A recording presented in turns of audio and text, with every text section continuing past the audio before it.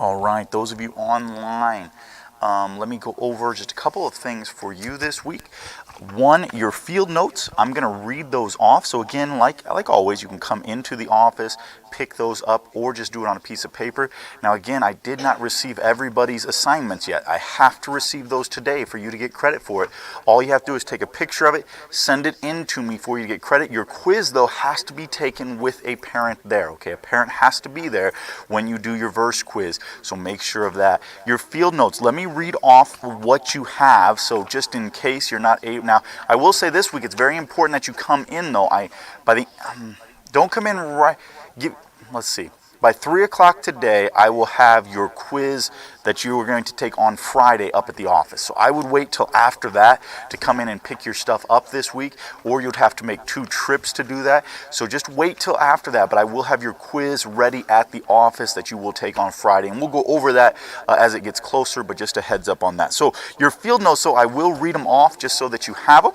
For Monday, which is today, you are reading Matthew chapter 26, verses 51 to 75. Matthew chapter 26, verses 51 to 75.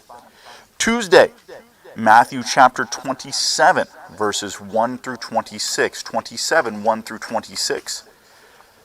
Wednesday, 27, 27 to 50. 27, 27 to 50. Thursday, 27, 51 to 66. 27, 51 to 66. Okay, your big takeaway for the week. Your big takeaway for the week, make sure you put that down. And your verse is Psalm 1, verses 5 through 6. Psalm 1, verses 5 through 6. Okay, so there is your field notes. Again, these will be up at the office, but just in case you're not able to make it until later this week, you at least will know what you need to work on. And again, I do remind you, I have to have your quiz. It's either emailed to me, and again, that email address, mikemoyer.ccs@gmail, or you can use the My Schoolworks one. I know some of you use that, and that's perfectly fine as well. But one of those two you need to send to me, or need to drop it off at the school office. If I don't get that by the end of the day today, it is a 0. And let me just remind you, you got to send both of them. So last week you needed field notes, front and back. Make sure you take a picture of that. And then you needed to send in your verse quiz. So I need all of those things, or you will take a 0 on whatever you do not send me. So please make sure it's sent over, because I don't think you would want a 0, and I don't want to give you a 0. So let's just make it easy for everybody there. Okay? Let's go ahead here in the classroom, and they're online. What we're going to do right now, let's stop working on our field notes. I want you to take out your book and turn to page 118. Page 118. Okay? Everybody taking out their book? Turning to page 118 here in the classroom and online. You should not be working on anything else at this time. It looks as if we have a paper that needs to be turned in probably soon, and so some of us are trying to work on that to get that done. And it's not. Here's the rule, and I haven't done it too many times this year. But remember, if I'm giving out warnings, if you're going to keep working on it, then I take it and you don't get it back. So whatever you're working on, you wouldn't be able to turn in anyway. So let's just make sure we don't. If it's going to tempt you, put it away. Make sure it's not out. Yes, sir. We're on page 118. Page 118. Page 118. And when you get to page 118, here's what I'm going to have you guys work on. The bottom of page 118 and the top of page 119. Bottom of page 118, I think there's, what is there, 6? 6 different ones. Now here we're going to look at some leadership principles from the book of Nehemiah. We're going to talk about these. Now you can look them up, read the verses right there. Sort of something to help you is, what is this game called?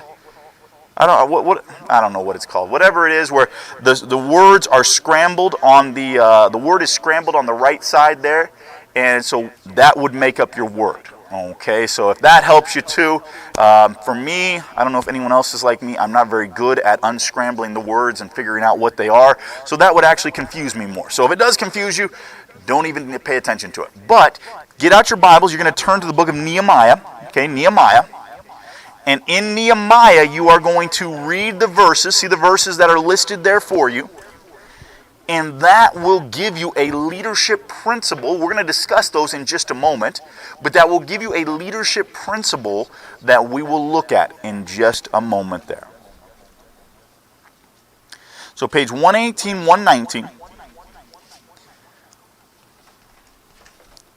And the reason they give that sort of unscrambling thing there for you is because it may not be obvious as far as it may. Sometimes we like it when it like says the word in there, but it may not say the word in there. So they give you sort of a hint to help you. I'm going to give you guys a few moments to work on that. Okay? I'm going to give you guys a few moments to work on that.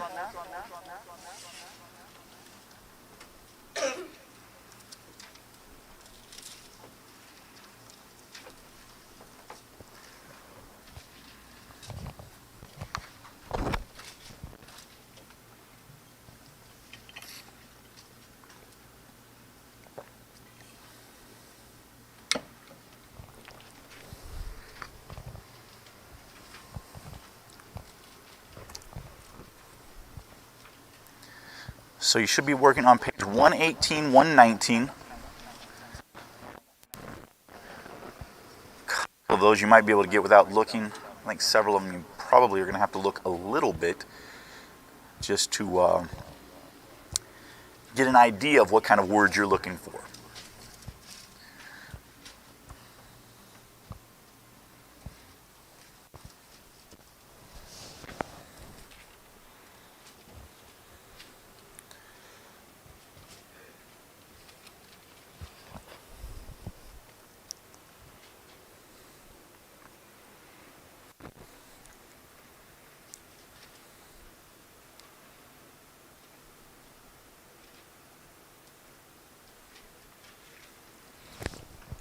Emma, did I give you field notes? Okay. Make sure you have your mask on, all right?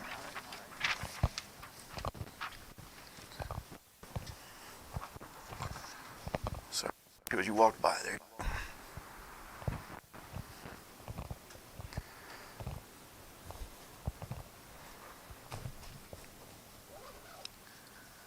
So I'm guessing the thing we were working about is the write about it that's due today. Is that true?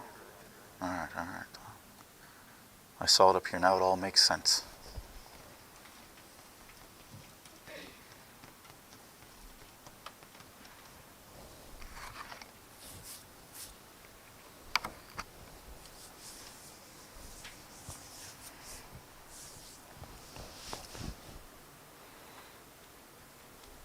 If you guys have a question about it, just raise your hand. I'll come by and we'll take a look at it together. Again, all you're doing is you can read those verses. Some of them, there's just a couple verses to read. Looks like the last one is the one you have the most to read. There's 13 verses. And I don't think you'd have to read all of them to get that one.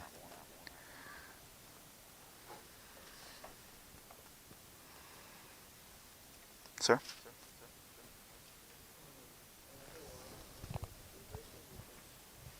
Yeah, you're going to read 2, 17, and 18. And then also go to, what does it say, 4. Go to verse, or chapter 4, verse number 6. Okay. Yeah, on that first one, it gives you 2 verses in, I believe, chapter 2. Yes. And then 1 verse in chapter 4.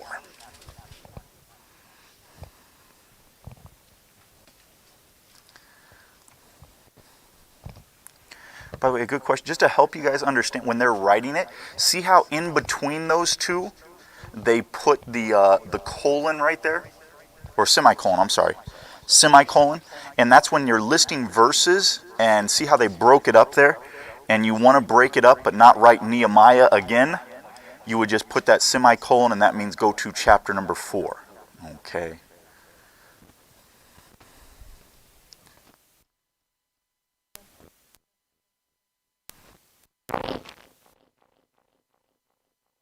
Scrambled. So that's the scrambled word. The word you will find is that word, scrambled. So again, you read it. That gives you a little bit of an idea of what you're looking for. Some of you are very good at the unscrambling thing. Others of you are probably like me and not as good at it.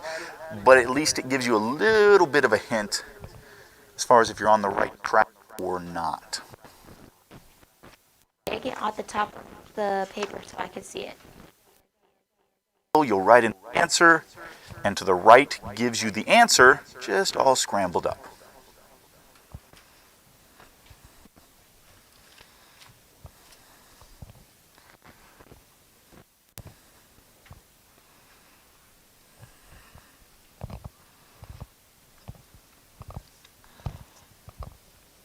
Emma? It does not say the actual word. So it's giving. Think about what it's saying. Think about synonyms of that word or something like that, and then look at the. I don't believe some of them. I think do give you the actual word. I don't believe all of them do.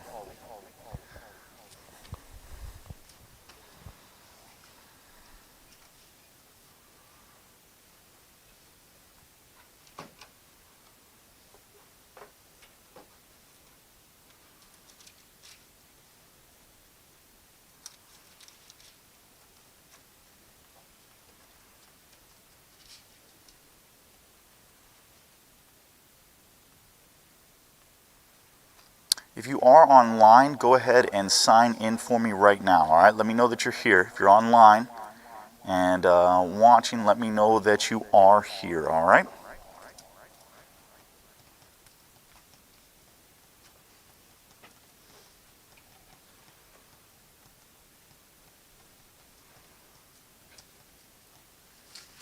Does everybody have who has at least one done? One done? Okay. All right.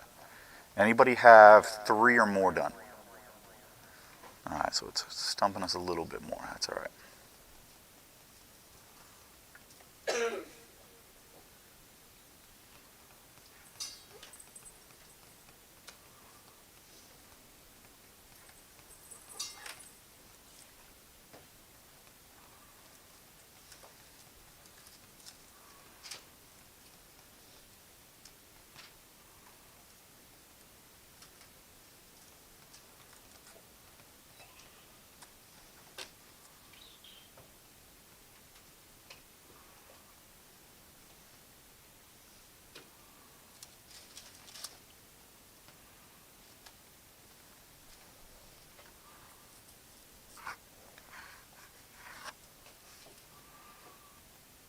I had a quick announcement. I had a few of you that were gone, either some days last week or just gone on Friday. I do want you to make up the verse quiz that you missed. I want you to make that up coming up on Wednesday. Okay, Wednesday you're going to make that up. So if you were, I think I had a couple of you gone on Friday, and then I had a couple of you that had missed most of the week, so you did not take it.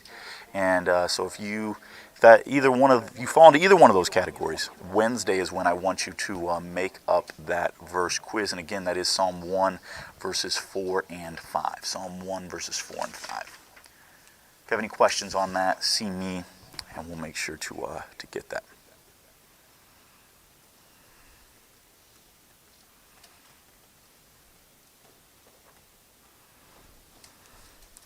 Guys, I'm going to give you just a couple more minutes, so do the best you can. We're going to go over these. I know for some of you, this is a little bit of a more trying thing because it's just not good. Brandon, you have a question? Psalm 1, 5, and 6. And again, remember, if you ever forget that, on the back of your field note, it will have that verse for you, okay? So if you ever, Wednesday comes around and you just haven't written it down and you forget what you're supposed to study, it's going to be on the back of your field notes. Just flip that over and take a look at that.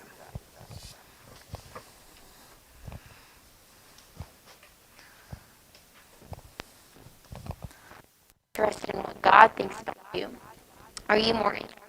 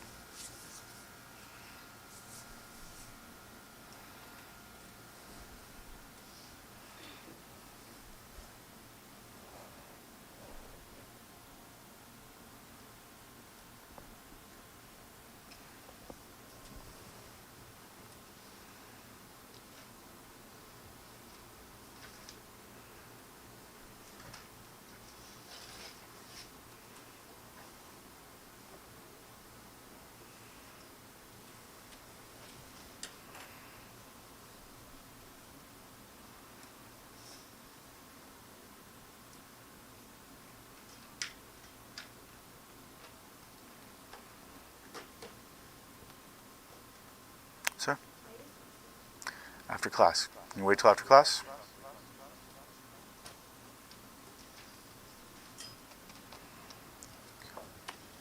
All right, let's see. Who has the most? Anybody 3 or more? 3 or more. Okay, I've got 2 with 3 or more. Oh, 3. 4 or more. Joey is staying. Joey, how many did you get? What's that? 3? But you kept your hand up for 4 or more. So you guys all got 3 too?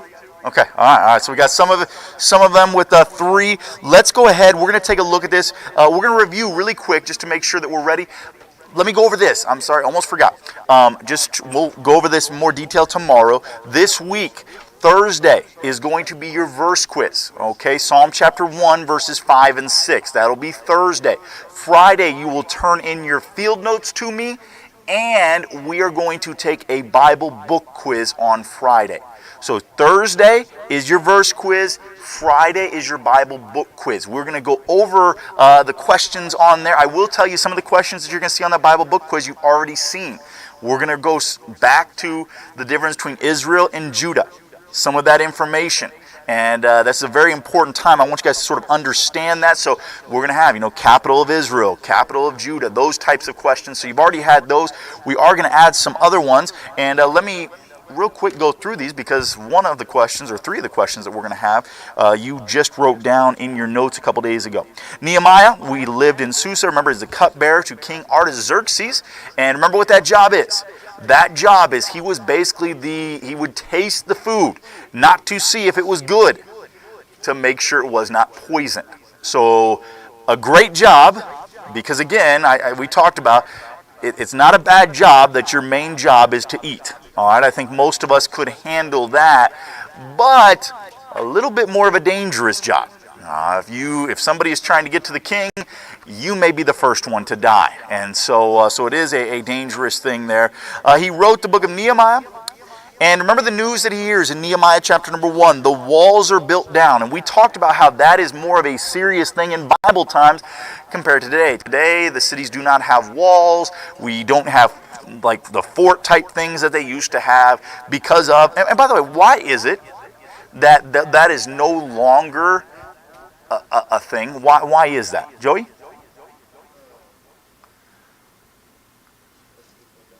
What is it? Okay, people do. Now they do in some places, but yeah, here we don't really deal. Here's what. Are the weapons a little bit different than what they had back then? For instance, if you build a city, okay, you have the city, the wall, are there weapons today that basically make that wall useless? A wall does not stop a plane from coming overhead and bombing. Right? A wall it doesn't stop that at all. And you can bomb a wall and basically make it collapse and all of that. So that is why today warfare is much different, is because of the fact that the weapons that are used for warfare are much different than what they were back then. But a wall was very important. He praised God for keeping his covenant, confessed Israel's sin, and we looked at this prayer, asked God to hear, to remember his promises, to grant him success with the king. Now, why fear King Artaxerxes? Remember, we talked about this, the Medo-Persians. If you came in front of the king without being invited, it could be a serious thing. And we're going to look at that this week, maybe tomorrow. We'll see if we get into Esther tomorrow. Even the queen is afraid about going in front of the king without being invited. And back here again, there is no trial. It's not like you've done something wrong against the king, you're going to go stand trial. No, all the king has to say is, I want him gone. And he's killed. So there's definitely some worry there. Now, Nehemiah's mission was to rebuild the walls of Jerusalem. Remember, this will be on your quiz. Okay, this will be on your quiz, and it will be a fill in the blank. Okay, it will be fill in the blank. So the first one, Zerubbabel rebuilt the temple. Ezra rebuilt the people, and Nehemiah rebuilt the wall. So let me just tell you what's going to be on your quiz. Exactly what is in your book on page 118, except for the last word. Okay, so I'm just going to put down Zerubbabel rebuilt, and you're going to need to know temple. Ezra rebuilt the people, and Nehemiah rebuilt the wall. So those are 3 questions that will be on your quiz on Friday. We'll review it later on in the week, but just so you know, those are some of the things that you're going to have. All right, let's see here. A great leader, really quick, you can fill these in, is an encourager, a coordinator, a warrior, a planner, a servant. How many of you got the last one? I thought the last one was the easiest just because of the word scrambled there. Obeying God is more important than listening to my friends. Being honest is more important than getting my own way.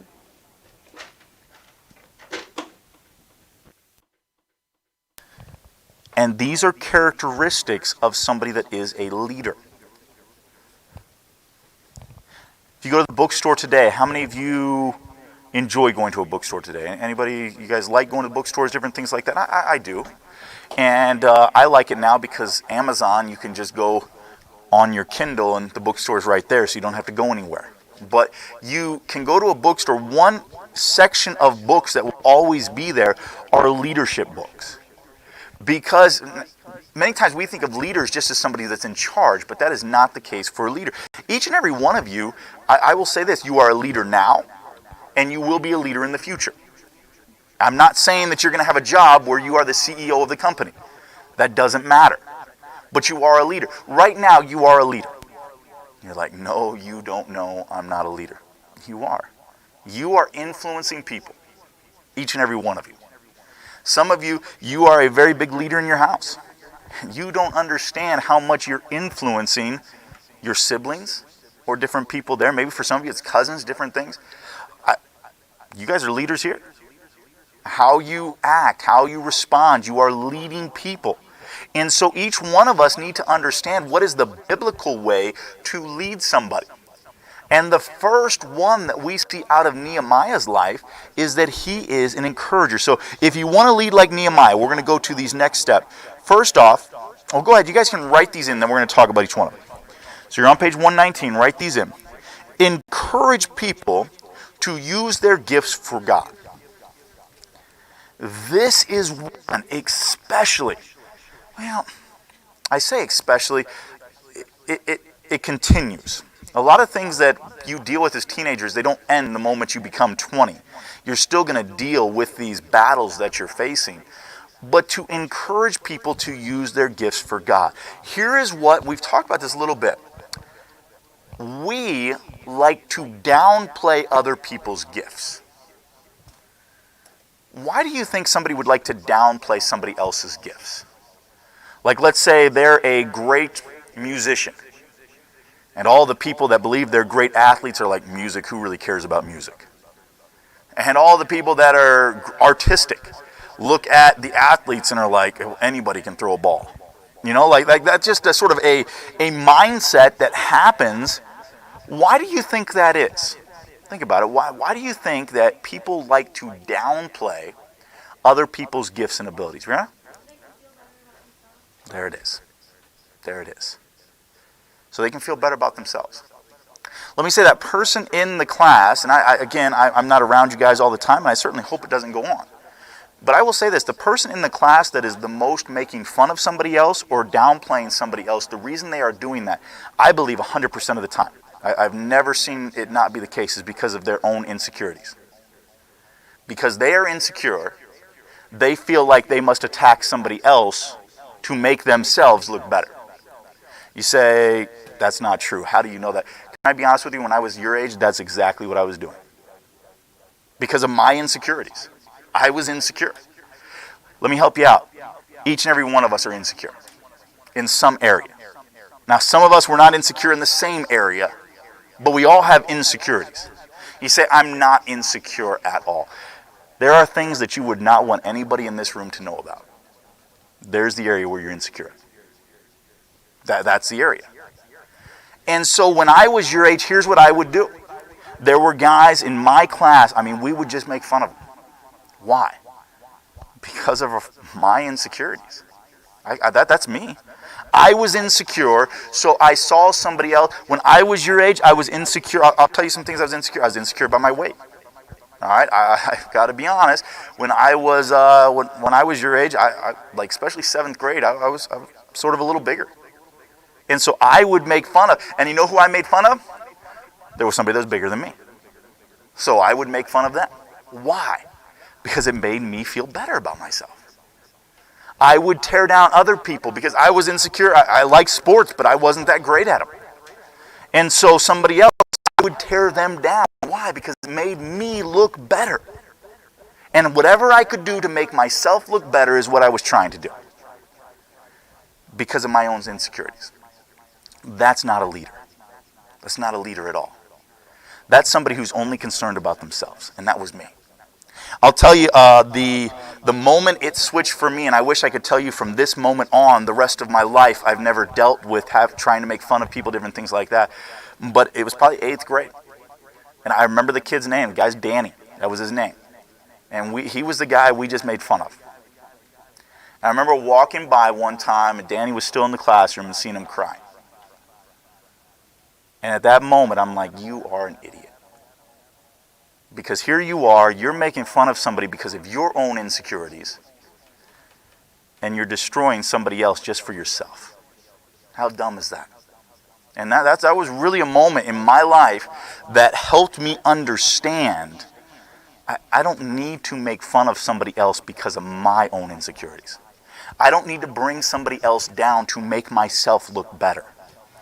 With our gifts, we've talked about this many times. Each one of us are gifted differently.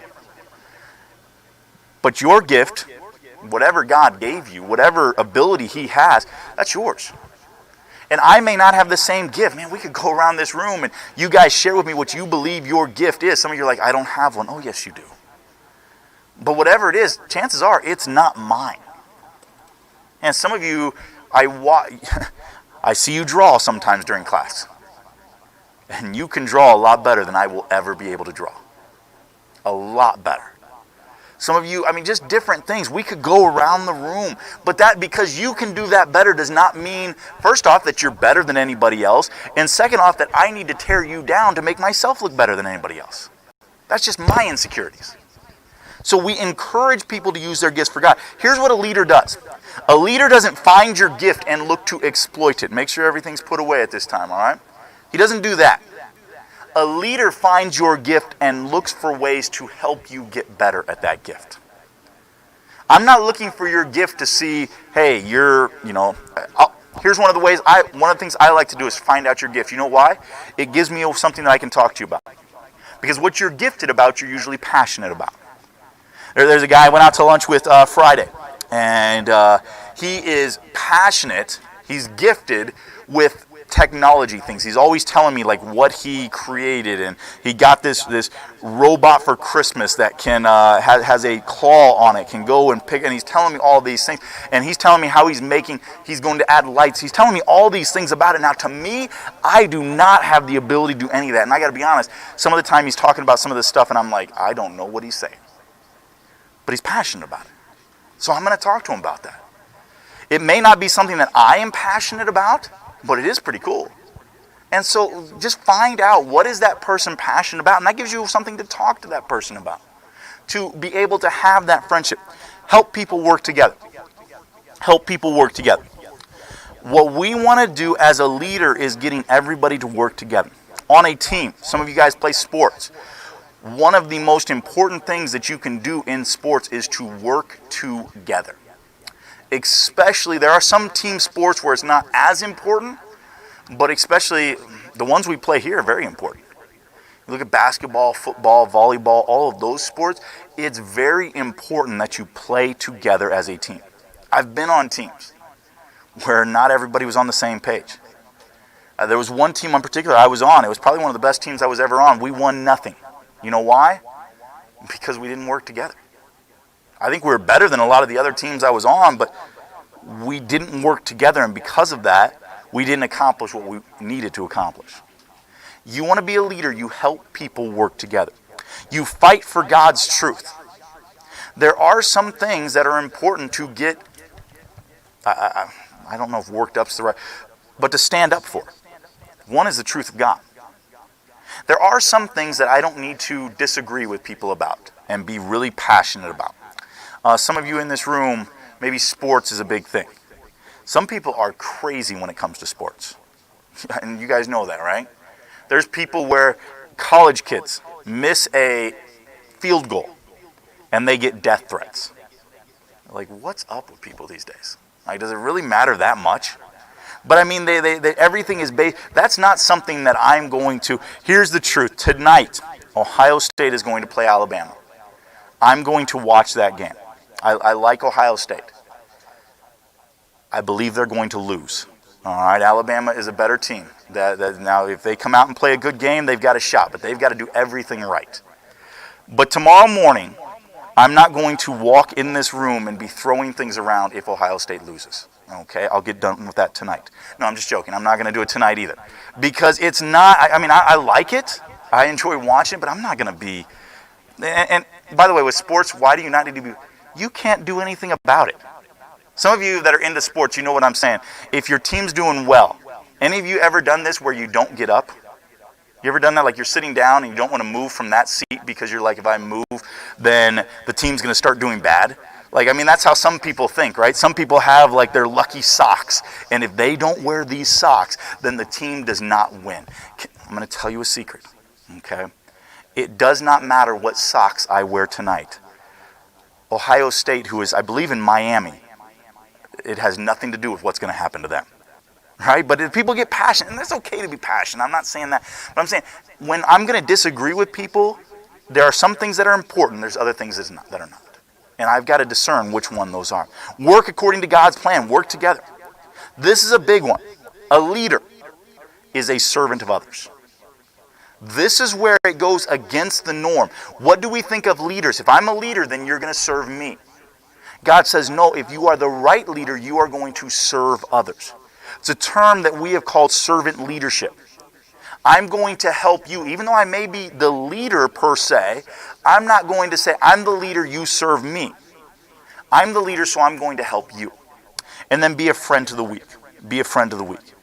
Nehemiah is one of the great books on leadership, and we don't have time to get into all of this. It is, maybe sometimes some of you have had your pastor go through the book of Nehemiah and term it something like leadership principles from Nehemiah or something, because there are so many. Nehemiah deals with things. He deals with people trying to get him to stop. At one point, he has his soldiers building the wall, and it says in one hand they had their sword, in the other hand they're working. The reason that was there were people out there that were threatening to come and attack him. Nehemiah builds this wall in record time. Why? Because of some of these principles that we see. He encouraged people. He helped them.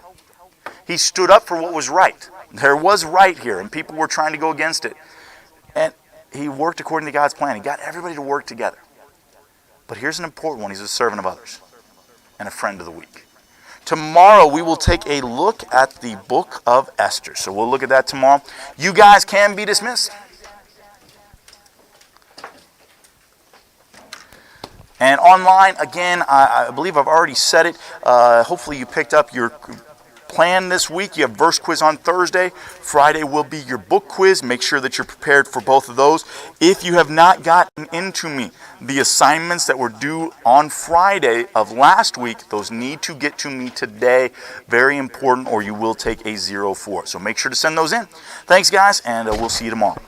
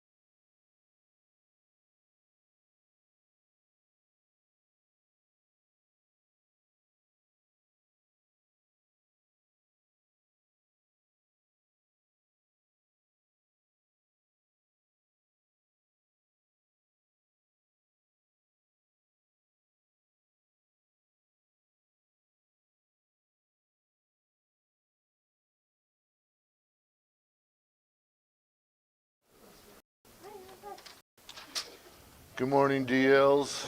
Um, how are you? Glad to see you all today. In class, everybody in the class, glad to see you too. Okay, DLs, we're gonna start off the hour by taking quiz 12. Okay, you should have quiz 12 in your packet, or I should have given it to you. If you don't, then let me know and I'll make sure I get you a copy here as soon as possible. But quiz 12. So what I'm going to do right now is just put you on interruption and let you have, let's just say we're going to come back to class at 25 till. Okay, so just a little over 10 minutes to do this. If you guys need more, it's a little bit easier for you to take it than them because I want it done in class today. So we'll come back, give you a little bit more time if we need to or whatever the case may be, okay? So let me put you on interruption. Quiz 12. Go ahead and start that. Now, it is not open book, okay? It is not open book, okay?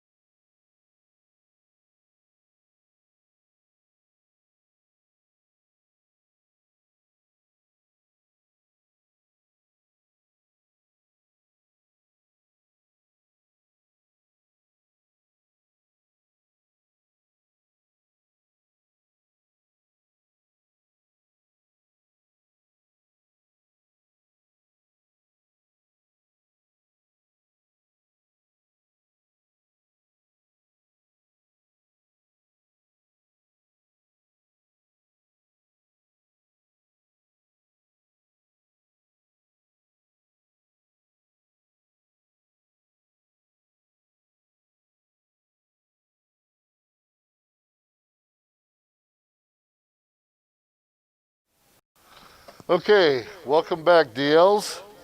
I know you can't see me, but I'm sitting down right now. So I'm just going to see if I can adjust the camera a little bit. I'm going to do this by remote seating today instead of walking around. Okay, we are on page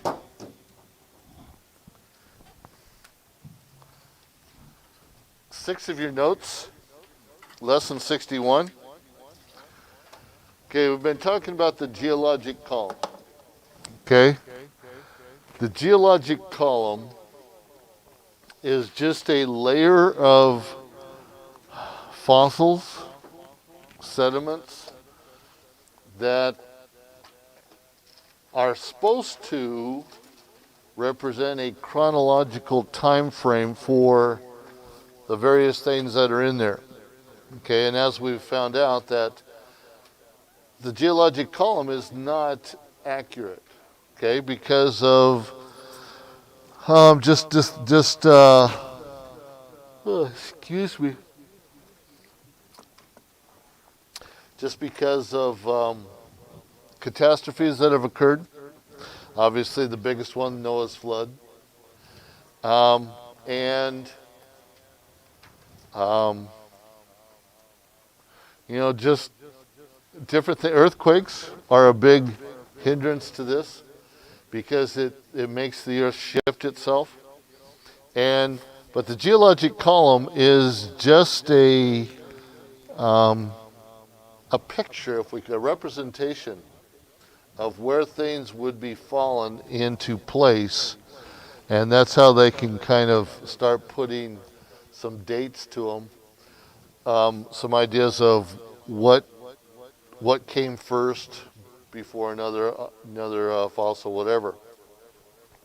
But again, we can't count on that because of the catastrophes that have occurred. Well, we have in this geologic column what we call chart divisions. Okay?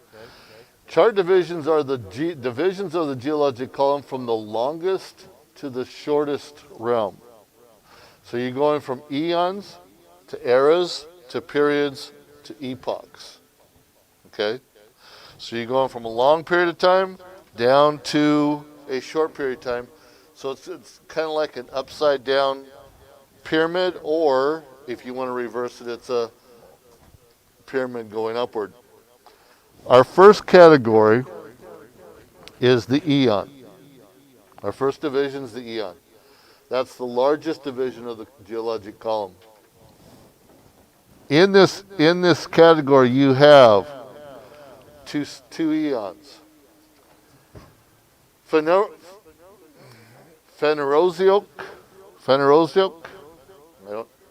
Okay, this contains the majority of our fossils. So when they're going out and looking and finding fossils, they have gone into this eon division. Okay, and on your chart there,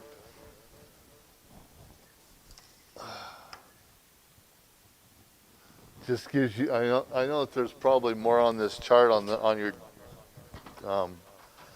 screen, but these are the ones that your book had mainly been talking about. So you got the Phanerozoic eon. Then you have the Precambrian eon. Can you see that, Cody? Okay.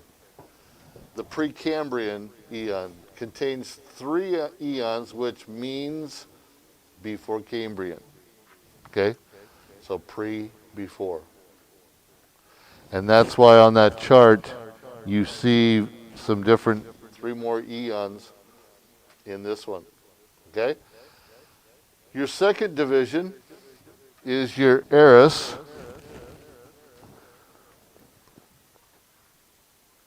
Which most all the eons are divided into. So I'm going to give you 3 examples of this one. A or 1, Paleozoic, Paleozoic era. That's the ancient life. Chase? Yes.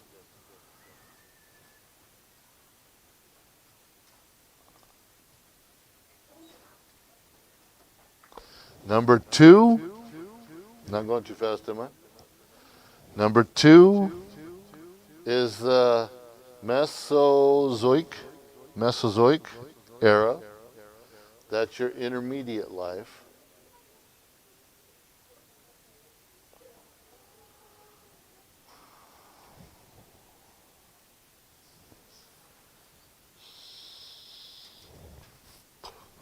And then your third one is your Censoic, the recent life.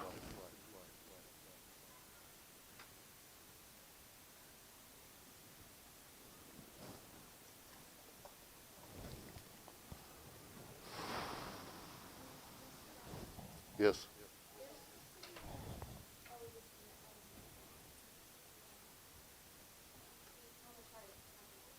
There's an O there? Okay.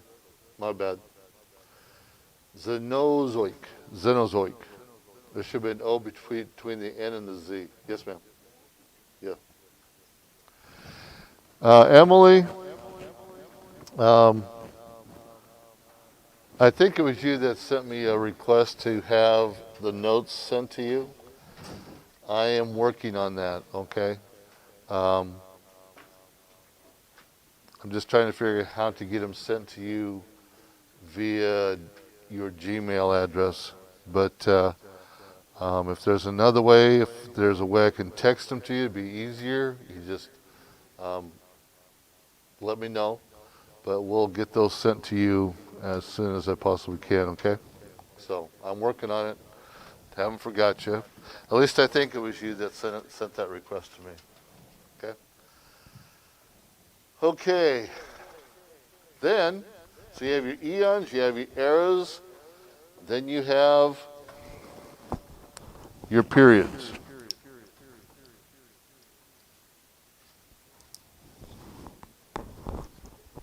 Periods are the eras that are divided into smaller units.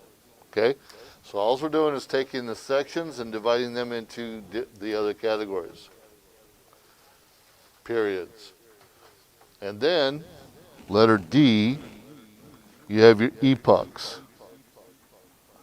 So you're taking your periods and dividing them into smaller. Okay?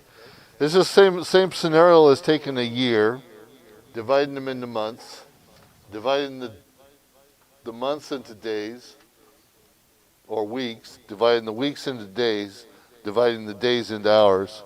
You know, you're just taking it from larger and going into smaller. Okay?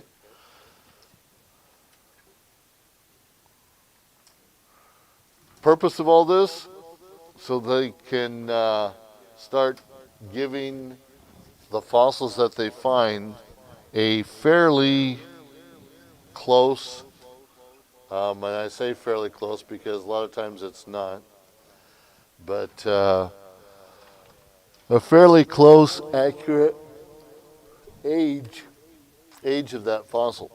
Okay, so they use all these to determine that. Number 6, we have our index fossils, or what we would call our guide fossils. This is a fossil used to identify a rock layer in the field.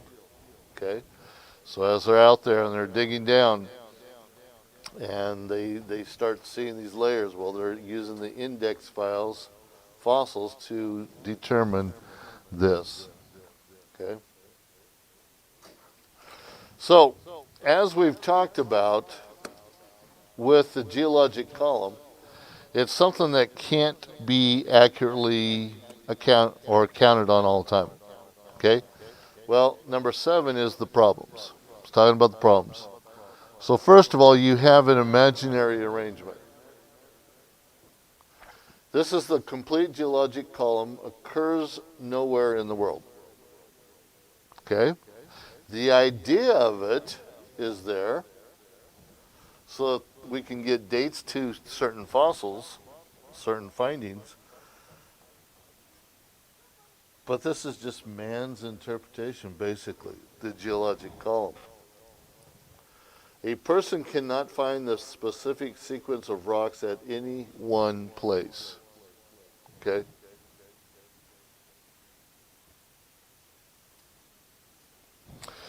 So it leads us to number or letter B, what's called circular reasoning. Circular reasoning is the process in which evidence that is drawn from a particular idea is used to prove that idea. Okay? So, the ways that using the order of fossils in the geologic column to support evolution is an example of circular reasoning. So they're using what's there to prove their theory. Okay? Well, because we know that life today is after the Ice Age, and yet somehow we found a human of today below the Ice Age era, that means man today, or a man today, or some men today, lived before the Ice Age. See what I mean? They're taking what they see and applying it to what their belief is. Okay? The difference with creation is we take the Bible and base our beliefs off the Bible. Okay? What God said, and then all the scientific facts, we look at how they support the Bible, does not fit the verse to fit our thoughts. The supposed stage of evolution used to determine the age of the fossils in a rock. The age of a fossil in a rock is used to determine the age of a rock. That's letter B. Letter C, the arranging of rocks in order from oldest to youngest shows the supposed, guessed sequence of evolution. Now, although it's a logical situation, because you would think that the older being buried first should be underneath the next one. Okay? Although the order of fossils in the geologic column appears to show evolution, using the geologic column to support evolution is circular reasoning. Taking what you see and applying it to your thoughts, your belief. Okay? So, because of all this, we have what's called, well, that's number 2 there. I got ahead of myself. We have what's called out-of-place fossils. These are fossils that are commonly found in the wrong order in apparently undisturbed strata. Okay? So, strata that hasn't been affected by an earthquake, hasn't been affected by any catastrophe, and yet it's not in the order that it should be. Okay? First one of these is what we call the anomalies. Anomalies is just a misplaced fossil. Anomalies occur, this letter A, when a stratum contains fossils it should not contain, okay, according to the geologic column. Or when strata do not contain the proper sequence of fossils they should obtain based upon the geologic column. Anomalies, letter B, may include a highly evolved fossil in old strata or a simple fossil in a relatively recent strata. Now remember that the more recent is the more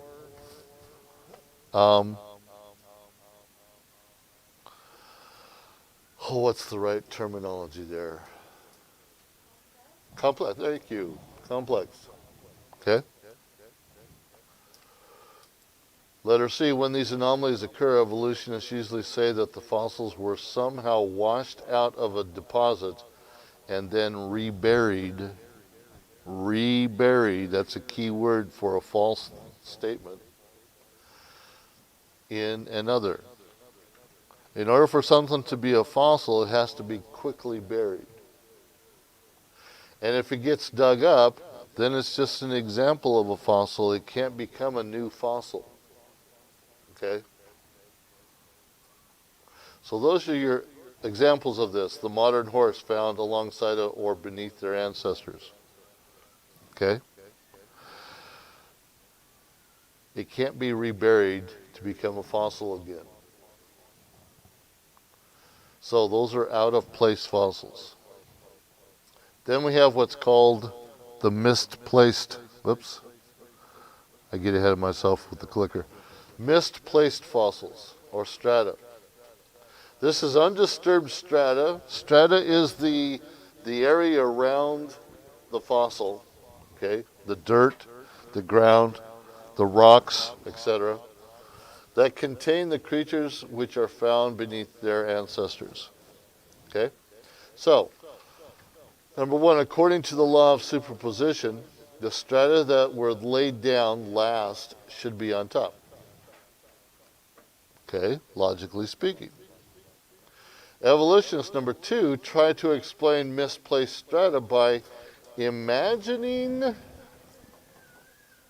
that's a guess, imagining that the older strata were actually formed first in a distant region and then somehow basically slipped into where they're at. Number three, unless both strata were laid down within a short time, the animal in the lower strata should be older than the animal in the upper strata and therefore cannot be its descent. That's logical. Okay? When you come from a scientific perspective.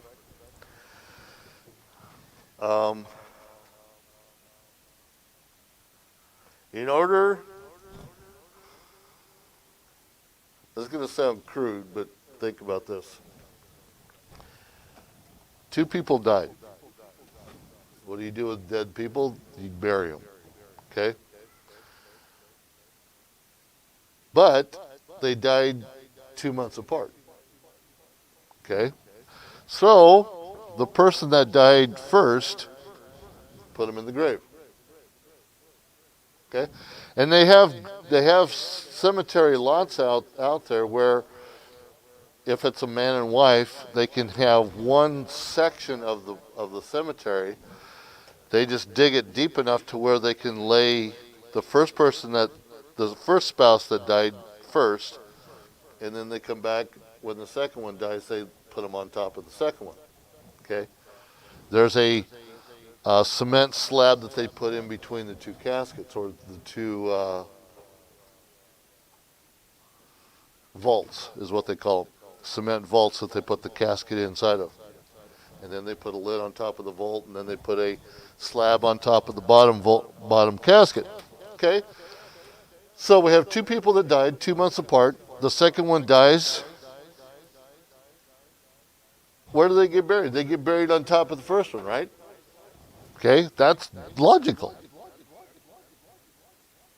Well, if someone wanted to, I don't know, get smart or whatever, and when the second one died, go down and dig up the first one, pull the casket in the vault out, put the first one back, or put the second one in, close it up, put the slab on, put the second one on top.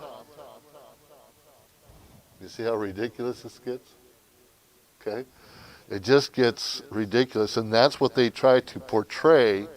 Just because something got put underneath makes it that first one, or the second person that died, must have died before the first one because they're underneath the first one. Doesn't always happen that way. Just because of catastrophes, just because of just whatever happens. And so you have misplaced strata. Okay? You have out of place fossils.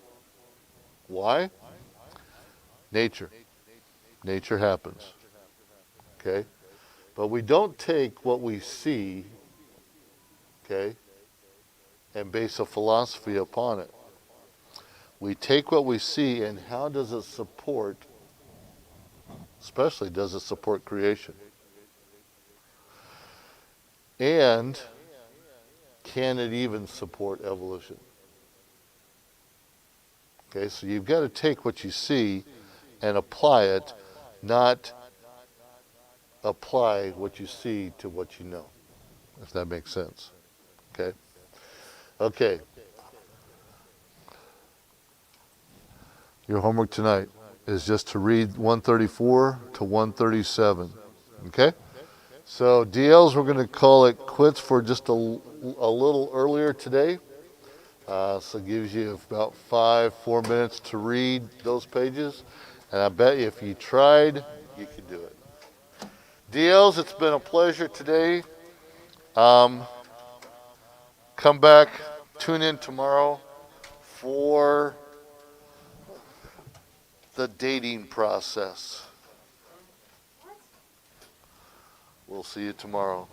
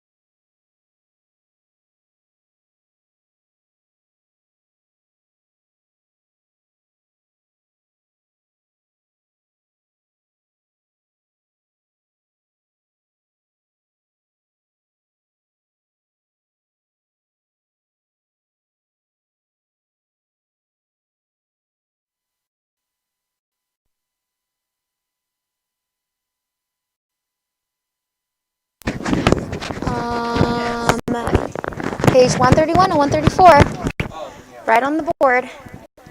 Yes? You can either take it today or tomorrow. So I can give it... Okay, sounds good. Joey, do you want to take your quiz today or tomorrow? Okay. Okay, so take out your literature books. Go ahead and turn... Burks. Take out your Burks. Take out your books and turn to page 131. 131. Actually, we already did Mrs. Ching, so go ahead and turn to page 135, okay? 135. Okay, there wasn't actually, I forgot. Did we already do Mrs. Ching? I can't remember. Yeah. Good, okay. I guess I didn't change 131 or whatever, but anyway, 135, okay? So look at the common meter. The common meter on page 135 is a metrical... Okay, this chord is going on for forever. Okay, a metrical pattern for hymns in which stanzas have 4 lines that contain 6 to 8 syllables.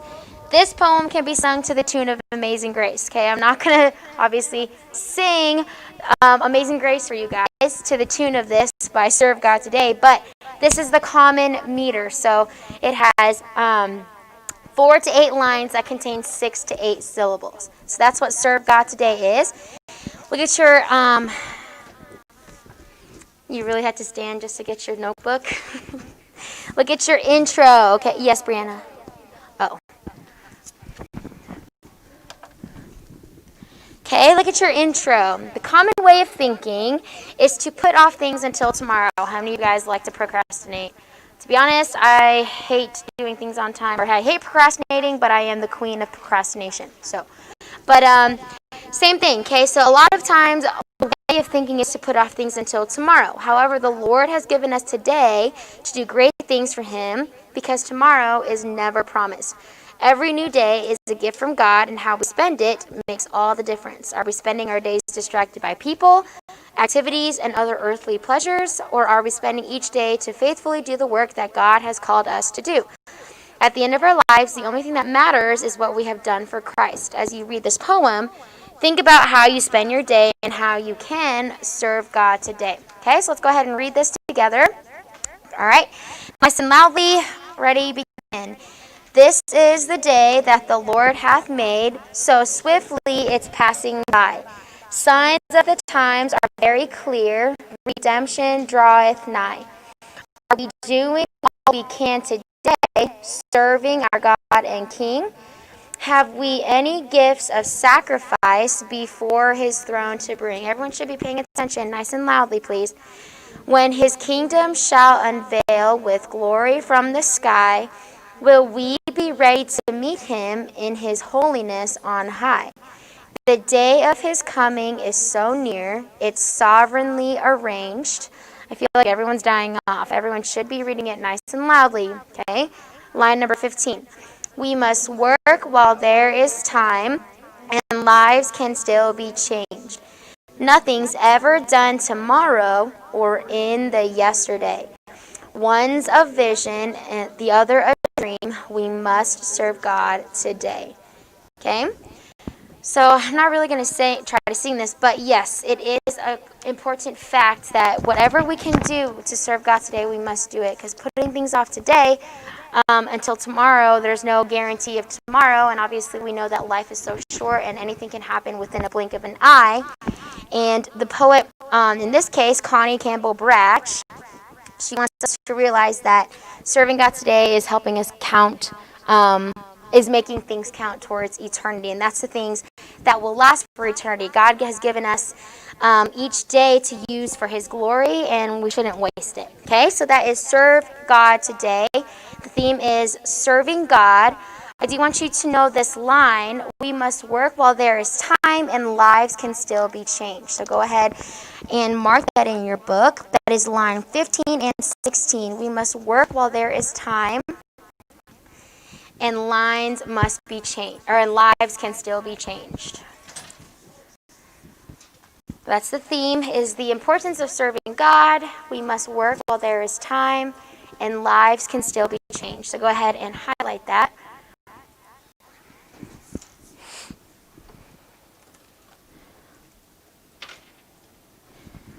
Jose, yes, it's fine if you typed your paper. So make sure you send that in today. And then John, Emily, Jezreel, Mia, please send in your Write About It papers today as well, okay? Okay, serve God today. We must work while there is time and life can still be changed. And you want to mark the common meter, which is a metrical pattern for hymns, in which the stanzas have 4 lines that contain 6 to 8 symbols. So if you guys see, this is the day the Lord hath made, so swiftly it's passing by. Signs of the times are very clear. Redemption draweth nigh. So that's 4 lines. This is the day that the Lord hath made is all part of the symbols within that line. Okay, so swiftly it's passing by. All right, go ahead and turn the page to Henry Stanley finds Dr. Livingstone. Yes. Yeah. Okay, Henry Stanley finds Dr. Livingstone. Okay, go ahead and turn to page 136. You want to read page 136 and 137. Actually, we're going to do this tomorrow. Okay, so we will, no homework tonight. We'll do that tomorrow. All right, so go ahead and put your literature books away. Take out your vocab books. Turn to list number 11. List number 10. We do have a quiz in list 10 tomorrow, so everyone go ahead and take out your vocab books. Or your paper. You really need to stand and get your stuff. Oh boy. What are we going to do with you guys? Okay, go to the range. Wherever that is. Yes, I know it's a meme. Okay? All right. Let's go ahead and go through our vocabulary. Make sure that you are saying it nice and loud. I'm going to give you your word, and then please say the definition. Okay? Number 1, baffle. Number 2, deface. I know that I can hear a lot more girls than guys, so make sure you guys speak up, okay? Number 3, futile. Number 4, harbor. Number 5, labored. Number 6, levy. Number 7, mantle. Number 8, mauve. Number 9, pump. Number 10, veranda. Good, okay? Let's go ahead and look over exercise B. Circle the word that is most nearly an antonym of the italicized word in the expression at the left. So, something that means the opposite, okay? So what does futile mean? Look at your definition. Vain, useless, unavailing. So what's the opposite of vain, useless, unavailing? Chase? B, effective. Okay, obviously that's the opposite of useless. There is no point in futile, and then if it's effective, that's the opposite. Okay, number 2, to harbor stray pets. Give me my definition of harbor and give me antonym. Brianna? Good. Good. Endanger is letter D, number 2. To harbor stray pets, then opposite of that is to endanger them. Not ignore, because harbor is the act of protecting them, securing them, and then if you're endangering them, that's the exact opposite. Ignore would just be not to even realize that they're there, and that's not really, doesn't really go with it. Okay, number 3, labored attempt. Give me my vocabulary definition and then the antonym. Ari? Good, okay. Forced, strained, unnatural. The opposite would be easy. Number 4, to deface private property. Give me my, what's it called? Definition of deface, and then my opposite word. Andrew?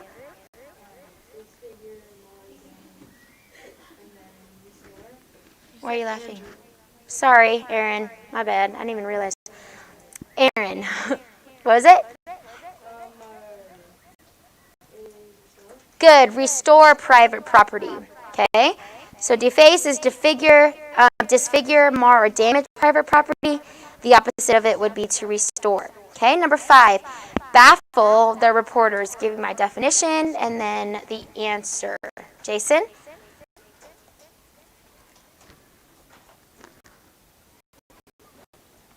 Good. It is assist, okay? Baffle, frustrate, confound, or foil, you would assist them, all right? The number 6, pomp associated with nobility. What is my definition? And then what is the answer? Micah? What is pomp? Good. B, informality. Okay, associated with nobility.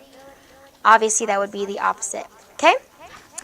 Tonight is just studying for your quiz tomorrow. Make sure that you guys look over it. And then same thing with your words. Make sure you practice them the way that they are spelled. Okay? It might sound a little silly to you, but that will really help you remembering how to spell.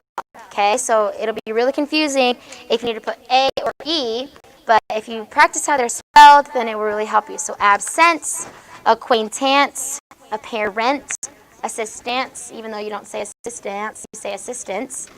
Okay, attendance, buoyancy, competent. That'll really help you remember if it's A-N-C-E or E-N-C-E. Okay, did you get these? I'm pretty sure I gave you this, right? Okay, awesome. All right, go and put that away. Take out your grammar books.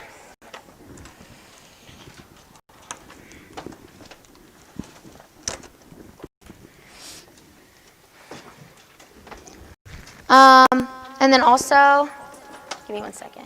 So I don't think you guys had homework on Friday for vocab. If you did, it was probably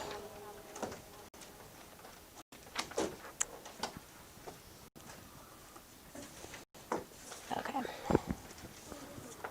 Nope, there was no vocab. All right, go ahead and hold on. Sorry. Yep, just the quiz tomorrow, okay? Take out your grammar books, turn to page number 84 in the Green Book.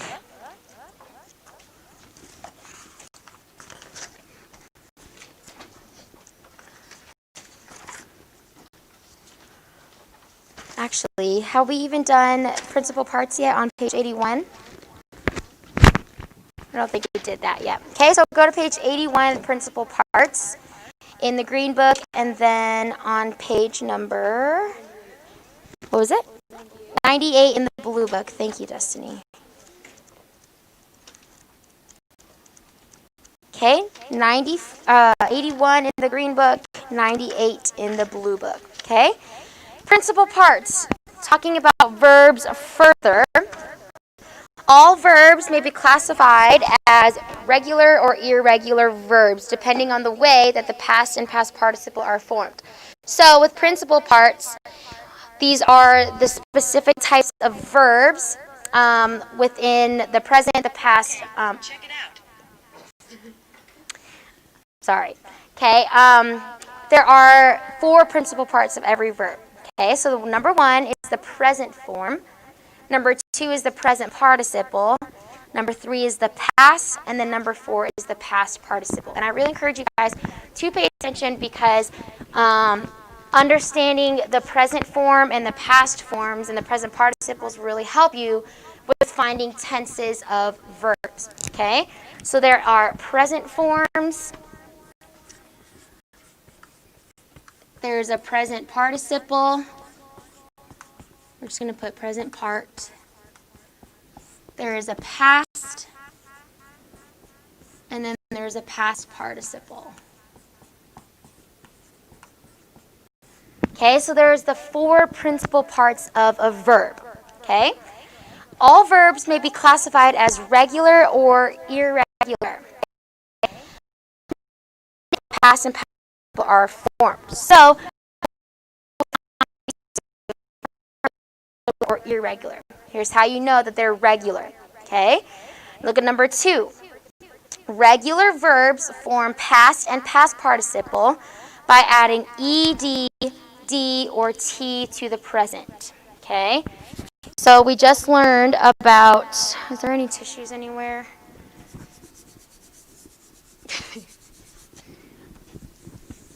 Good thing I'm wearing black today. Okay, so adding the words ed, what else? Ed, d, or t to the present form of a verb, okay? Who knows what a present form of a verb would be? Okay, Bella? Okay, so it's basically something that's happening like today or at the moment, obviously at the present, okay? Something that would be obviously be happening in the past is it happened already. So the way, if I'm changing a present form to past, if I'm adding the words ed, d, or t to the end, those are all regular. So for your examples, the present form of the word jump, okay? So this is your present verb. All right, I jump whenever I'm doing this, okay? That's present. That's something that's happening at the moment, okay? So how would I make it past? Jumped, okay? That would be my past. Okay, so this is adding ed to the end of your present form. Therefore, the word jump is a regular verb. Okay, does that make sense to everybody? If you're adding any ed, d, or t to any verb to make it past, it's all regular. All right? So how would I make something irregular? Let's look at number 3. Okay, if a verb is irregular, the irregular verb forms form the past and past participle in irregular ways other than adding ed, d, or t to the present. Okay? For your example, it gives you a whole list of irregular verbs. Obviously, on page 82, it says that right there, or the next page, it gives you a whole list of irregular verbs, but any irregular verbs are basically verbs that you have to change the spelling in order to make it past. Okay? So for your example, okay? Go. All right? That's my present form of the verb go. All right? To make it past, what would I change it to? Not gone, okay? I actually went. All right? So they're different words entirely. So anytime I have to change the spelling or the word, it's classified as an irregular verb. Okay? Same thing with this word, okay?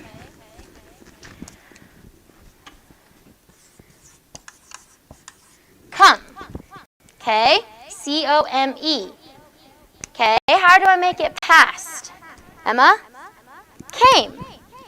Okay? I would change the letter A or O to, whoa, came. Okay? No ED on the end. Okay? So that's why it's classified as irregular. Any verb that I have to change, any type of spelling, is irregular.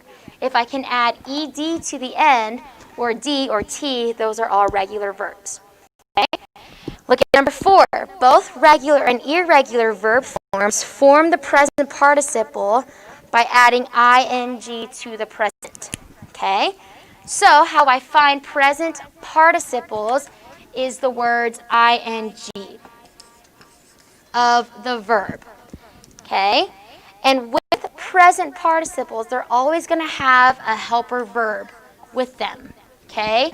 So whether it is, she just said, she gave me an example, I am eating. Notice how am is going to be with ing. Okay? Those are all present participles. All right? Look at number 5. Sometimes spelling changes must be made before adding ing or ed to verbs. That's self-explanatory. Okay? For verbs ending in silent E, that's when you need to drop the E before adding ing. For verbs ending in Y, you need to change the Y to an I, so just make spelling changes when necessary. Okay? And then for verbs ending a single consonant, that's when you need to either double the consonant or just keep it singular. All right? Let's practice our principal parts. Okay? Let's look at number 1. They're the same with in the work, okay, or within both books, okay? My present forms are walk, pray, succeed, and jog or enjoy, okay? We'll do the last one differently, all right? What's the present participle of the verb walk? Okay, Ari?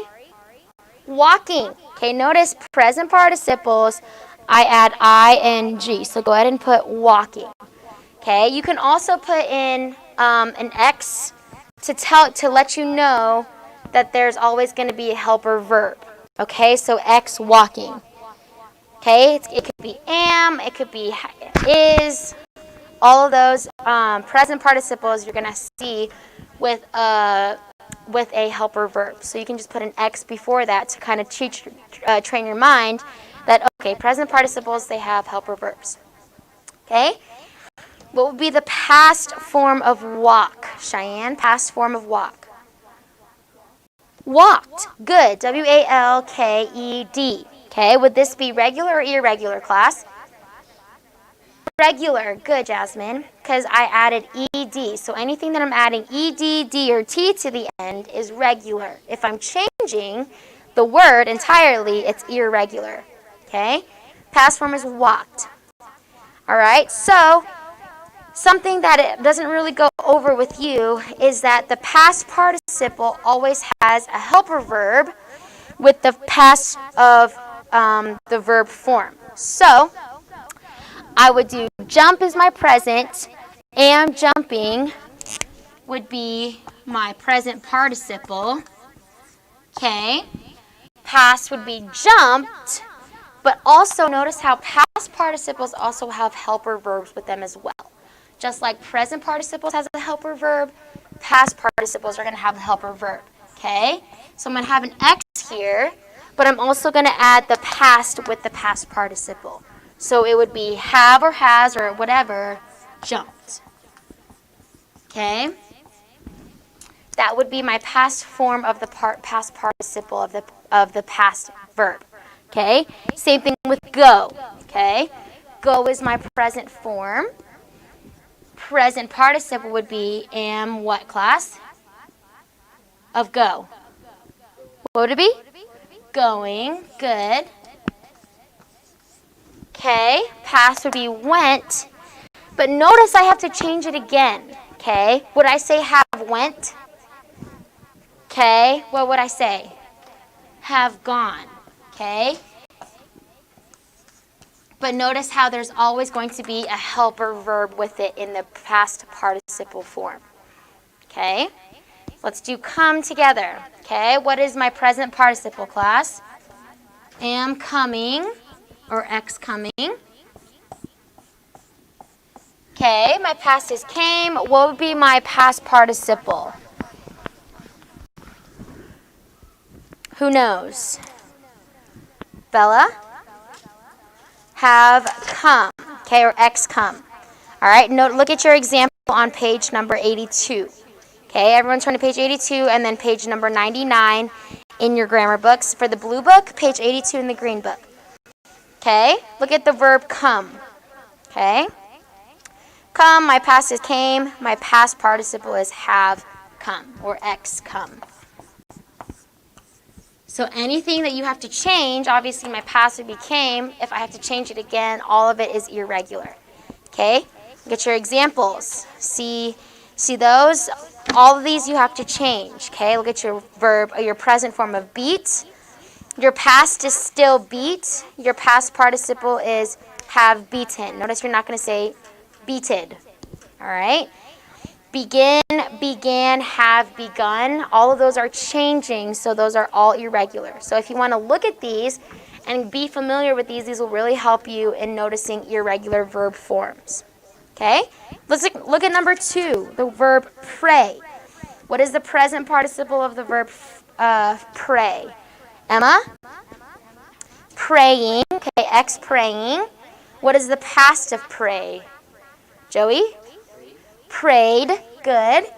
And then what is the past participle of pray? Have prayed or X prayed. Good. Okay? Number 3, succeed. What is the present form of succeed? Present participle form of succeed. Kayla? Succeeding. Good. What is my past form of succeed? Erica? Succeeded. What's the past participle of succeed? Let's go with Jaden. We're on page 81. We're back to the regular page. Succeed. Past participle. X succeeded. Good. Okay, you can say have succeeded if you want to. Have or have, had. And then number 4, in the green book, enjoy. What's my present form? Let's go with Tyler. Enjoying. Good. Or am enjoying. Or X enjoying. What's my past form of enjoy? Chase? Sorry, Tyler. Enjoyed with an ED. Then what's my past participle? Let's go with Emma. Have enjoyed or X enjoyed. Okay, and then jog. What's my present participle form of jog? Jasmine? Jogging or am and jogging. Cheyenne, what's the past form of jog? Jogged with an ED. Then what's my past participle of jogged? Bella? X jogged. Good. Okay? We don't have to do sentences in exercise B, but I do want you to practice it. So you can just put your directions. It says, write sentences illustrating the following. Number 1, the present participle of the word work. Number 2, the past of laugh. Number 3, the past participle of request. All you have to do is just put the verb in the blank. Okay, so number 1, what's the present participle of work? Present participle of work. Micah? What was it? Working or am working. You can put X working. Just make sure you know that present participles always have a helper verb with them. Doesn't matter which one it will be. Okay, a lot of the times it will be the word am, but just make sure you're looking for those. Okay, number 2, the past of laugh. Past of laugh. Brianna? Laughed with an ED, Laughed. Then Cody, what is the past participle of request? Good. Have or has requested. Good, Cody.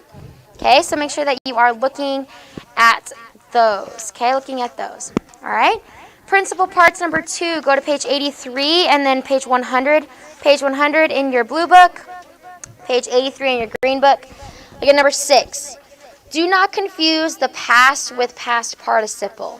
Okay? Never use the helping verbs with the past. Always use helping verbs with the past participle. So look up at the board. Okay? You never use helper verbs with your past form. Doesn't make any sense. Have jumped or have went. Okay? All of those would be past participle. Okay? Same thing. You never only just use the past participle as itself. You need to have a helper verb with it. Okay? Joey, please sit up before I make you stand the whole class period. Okay? Look at your first example. Dale swam in the Gulf of Mexico. Okay? That is incorrect because swam is your past participle. Okay? Past participle. So, my past would be swam in the Gulf of Mexico. All right? Notice how there's no helper verb there. So I would need to use my past form. Okay? Notice this. If I use my past form with the helper verb, Dale has swam in the Gulf of Mexico. That's incorrect. Okay? I need to use my helper verb with my past participle. So it would be had swum in the Gulf of Mexico. Okay? Number 7, don't use such incorrect forms as the following. Okay? Some of you guys may use these in real life, and make sure you're not because it's incorrect. Okay? Attacked, brung, yes. Apparently some people in the South do. Attacked, brung, busted, clum, drowned, drug. Okay? Actually, that's a really, really common one. All right? A lot of people say I drug this over here, but the correct form is dragged, actually. Aten, grode, snuck. That's also a really common one. A lot of people have used the word snuck, but the correct form is, who knows the correct form of snuck? Sneaked, okay? Stoled or stoled, throwed or thunk. Okay, those are all incorrect. Lee's army attacked it at Gettysburg. Okay, that's incorrect. It's obviously attacked. Okay, Lucy ate, not ate in kale for the first time. I grew, not growed. And then the team thought, not thunk. All right, so make sure that you are always looking for those. Okay, all right. Go ahead and let's just do numbers 1 through 5.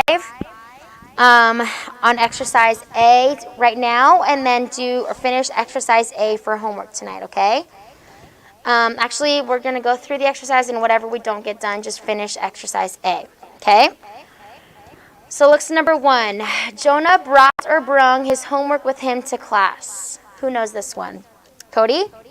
Brought. Good. I had forgot or forgotten to do my algebra homework. Who has that one? Bella? Good. I had forgotten. Just give me the correct one, okay? Number 2. Alistair growed or grew 3 inches over the summer. Chase? Grew. Number 2 in the blue book, Andrew brought or brung his brother Peter to Jesus. Destiny, is it brought or brung? Brought. Good. Number 3. The ponds have freezed or frozen over completely this winter.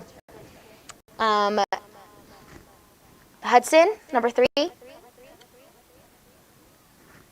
Frozen. Good. Number 3. God has taken or took my grandfather to heaven. Joey? Good. God has taken. Number 4. Jenna hanged or hung the garland and shimmering lights around the windows. Andrew? Aaron? Awkward. What was it? Hung. Jenna hung the garland and shimmering lights around the windows. The horse busted or broke its leg during the race. Cheyenne? Broke. Good. And then number 5. Hank had accidentally thrown or throwed away the tickets to the ball game. That would be very unfortunate. Tyler? Throwed or thrown? With an ED? No.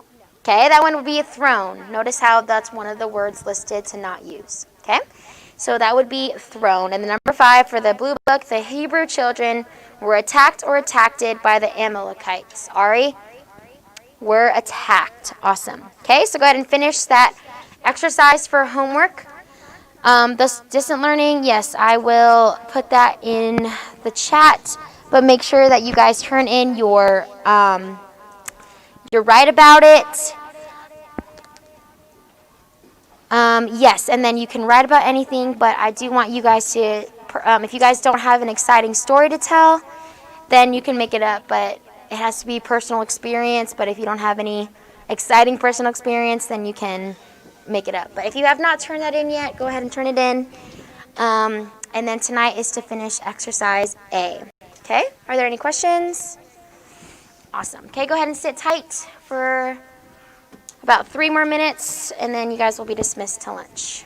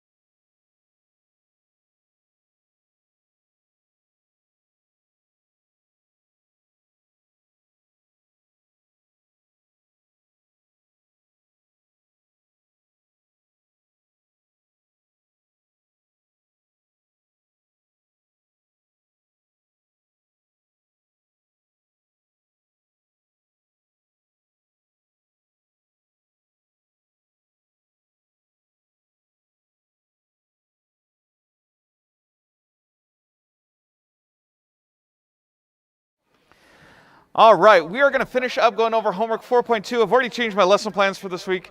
I just haven't changed them online yet, so whatever.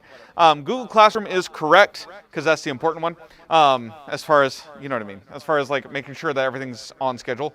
The other lesson plans I'll get updated soon. But we're going to finish talking about homework 4.2, mostly because there was way more of it than I was considering on Friday, and we need to finish it off. That and I got sidebarred, but we're moving on. All right, so we're going to finish going over that. Make sure that you guys have your progress reports and your test corrections turned in. The test corrections were actually due on Friday, but I'll take them today. And then we're going to go through and finish shocking the computer, apparently. And then we're going to go into homework 4.2 and finish discussing that. So we're on number 14. Make sure you're on page 146 of your text. Make sure you have your homework out, or at least a blank sheet of paper. And then as long as you're paying attention, you will get a free 100 on your homework. You are expected to turn it in at the end, just to be very clear. So hopefully you were paying attention on Friday and writing things down. So let's just make sure that's ready to go. Make sure you're doing your work on a separate piece of paper and not in your textbook. That will make things a lot easier when we go to collect it here at the end of class. All right, 14.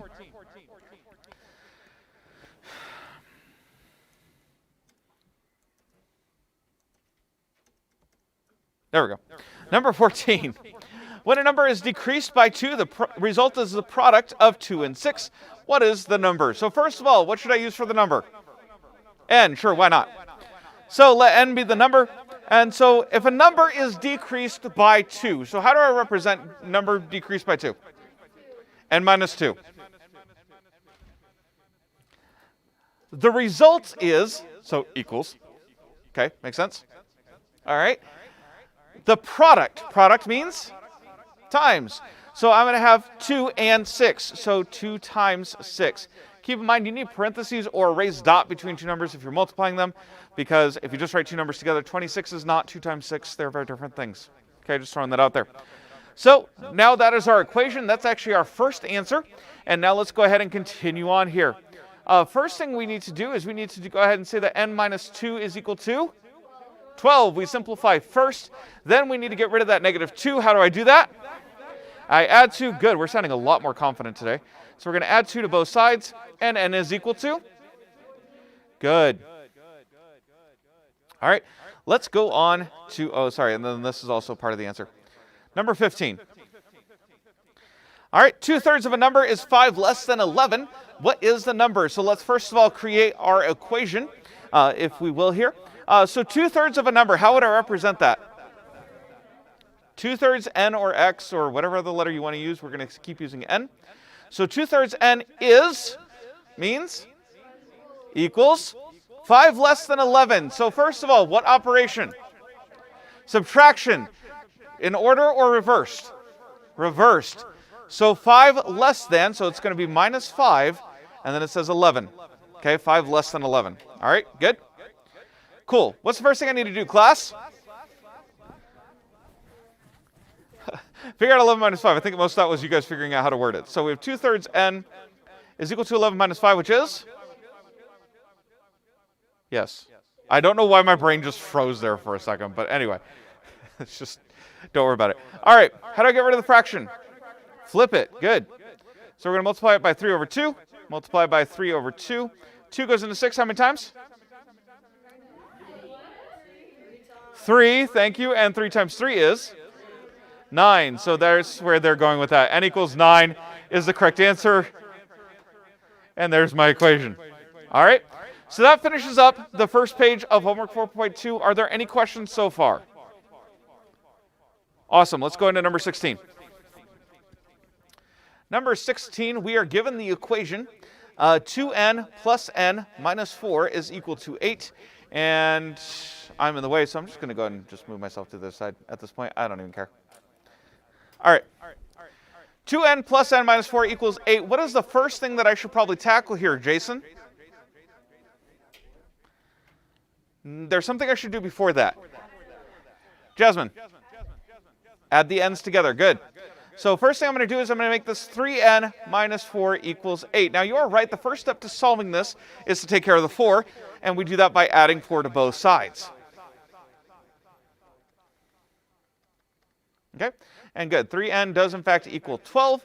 And so how do I then get rid of that 3, Jasmine? How do I get rid of this 3?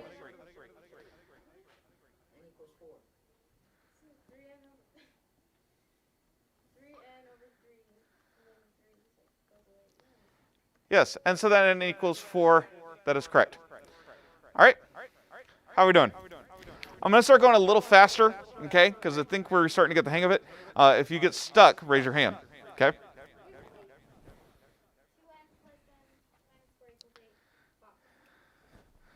No, that was my given. It's solve. If I'm doing a word problem, yes, because then it's asking me to write the equation too. No, that was just for the word problems where where the directions said A, write an equation, B, solve. We're asked 2 things. No. Only what we're asked for. All right, directions are helpful. Number 17. And moving myself back over. Cool. Hope that's not dizzying or anything. Number 17. We have 10x is equal to 26 minus 3x. So, Aaron, what's the first thing I should probably tackle?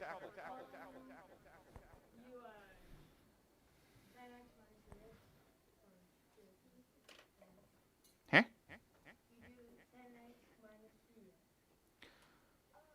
You are so close. We have to add 3x to both sides. We're on opposite sides of an equal sign.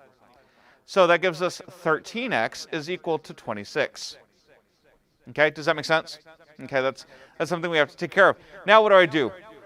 Brianna, divide by 13. So we're going to divide by 13. Divide by 13, x equals? There we go. So x equals 2, yes?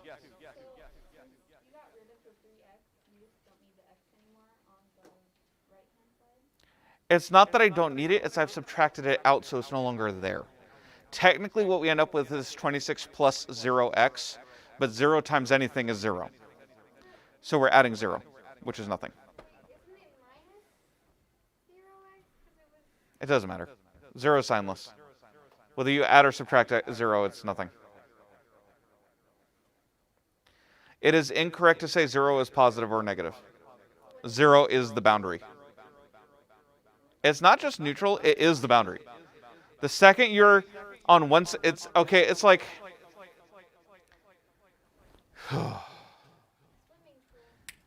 it's like asking which country owns a border.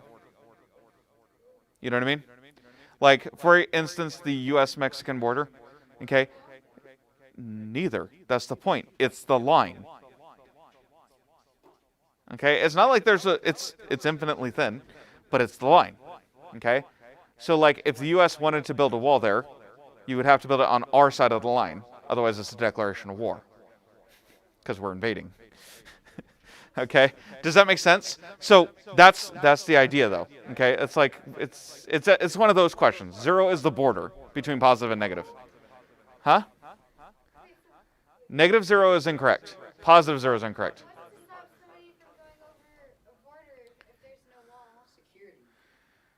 Okay, look, we're moving on. Number 18.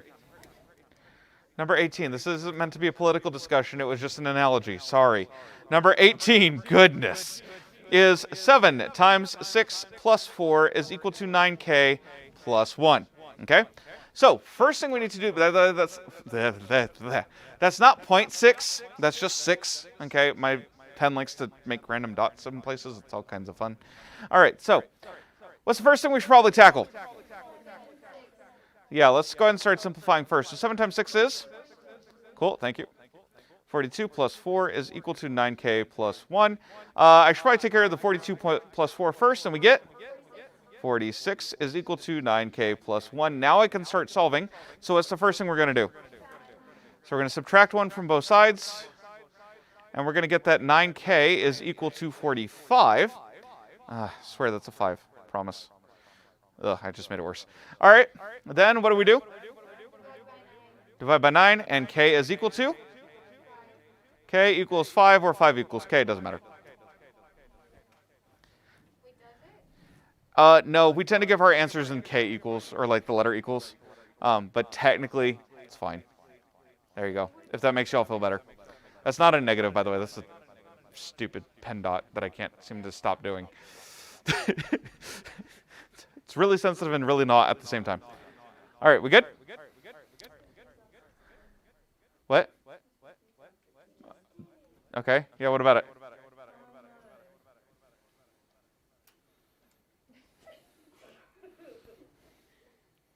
Like, where do we lose you?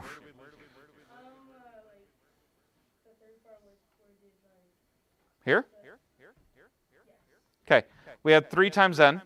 To undo multiplication, we do division. So it's over 3, 3 cancels. Total divided by 3 is 4.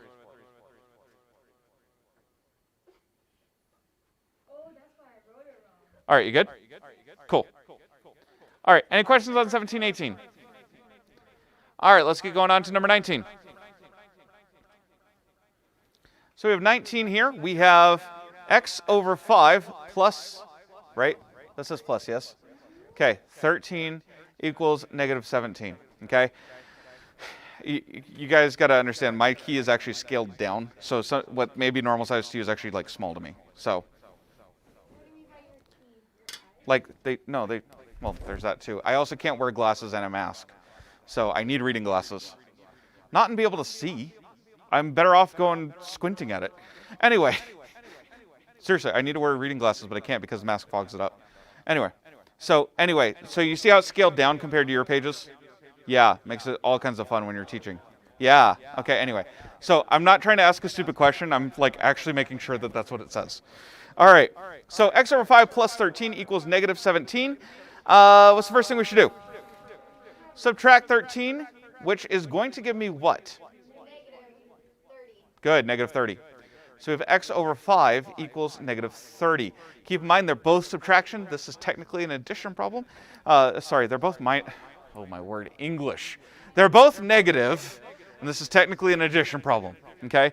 So 17 plus negative 13, because that's how this works. Negative 30. Okay. Oh my goodness. Yes. No. We're in addition. We kept the sign. You add them together, but then you keep the sign. Cool. All right, how do we get rid of the 5? Multiply by 5. Oh, whoops. Okay, and x is equal to? Negative 150 is correct.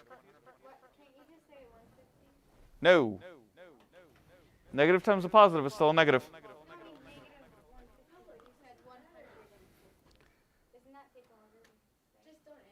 Negative 150 is fine. What are you saying? You have to say the negative.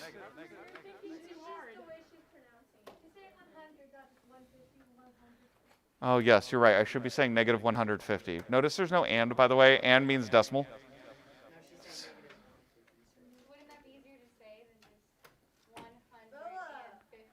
You're not supposed to say and I said negative 150. What's your problem? 20. So confused. Please stop. Number 20. We are given 10y minus 4y is equal to 9 times negative 4. Okay, first thing I should do is... No. Actually, yes. Yes, I should. I should do that, but what else should I do?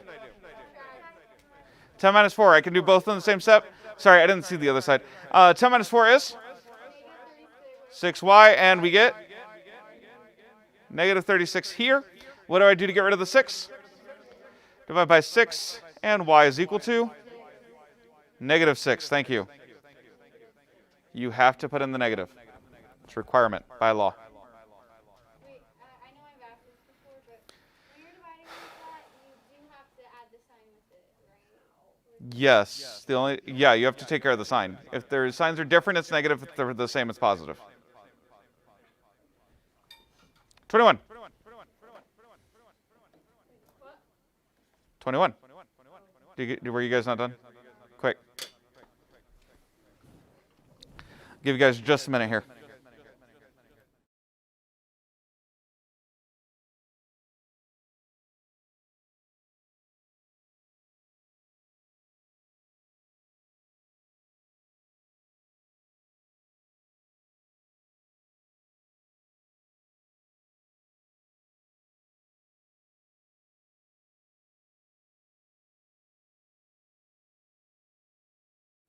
All right, let's go on to number 21.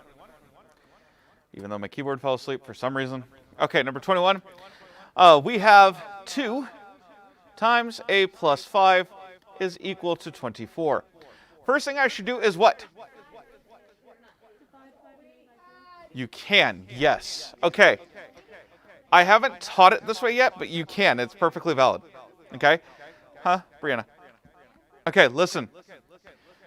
There is a shortcut to this one, but we're going to continue doing it the way I showed in class because I don't want to confuse people. Okay, but you are absolutely correct, and it works. That's due to the order of operations thing. You can start by dividing the both sides of the equation by 2 instead of distributing the 2. Okay? I know. And again, I agree with you. I just haven't taught that shortcut yet. Okay, so we're going to go ahead and continue doing it the way we learned in class. Okay, but just know that if you took that shortcut, it's perfectly valid. I just haven't taught it yet. Okay? When I feel like it. No, I'm kidding. When it comes up in the curriculum.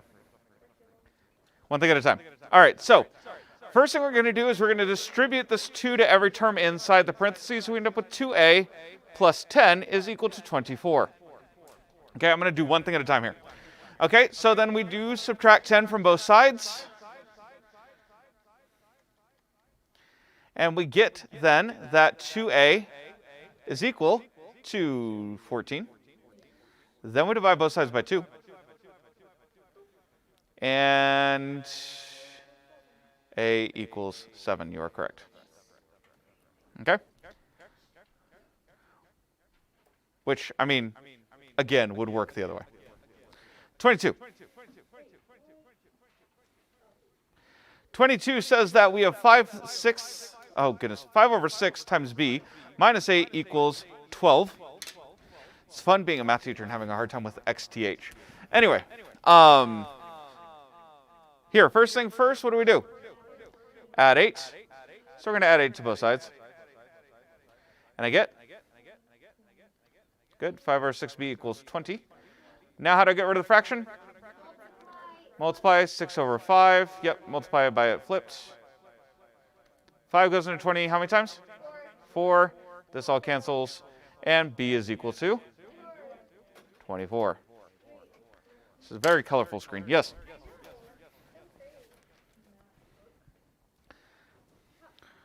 That's a 22, by the way, not 27. The other reason why I crossed my 7s. All right, moving on. 23. Anyone still need this?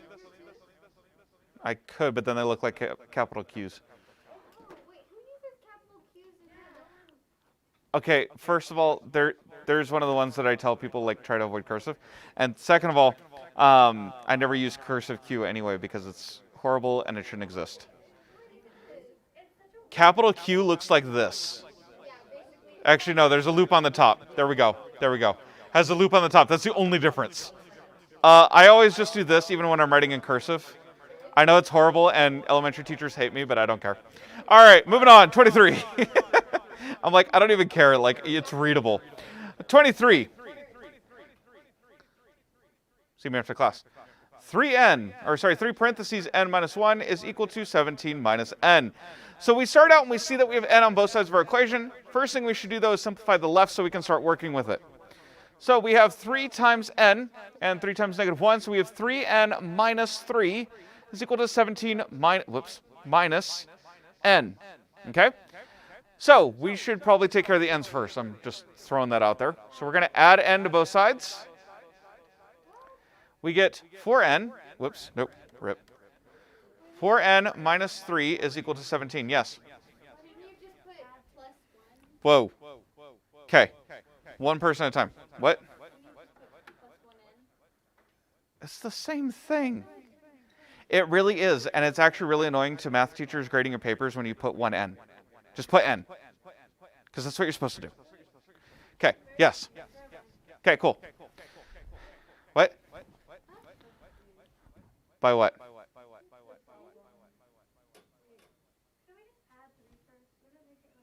What do you mean add 3 first?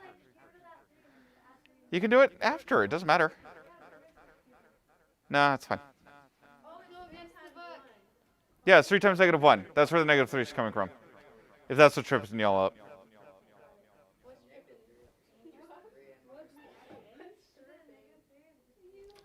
Minus 3 and plus negative 3 are the same thing.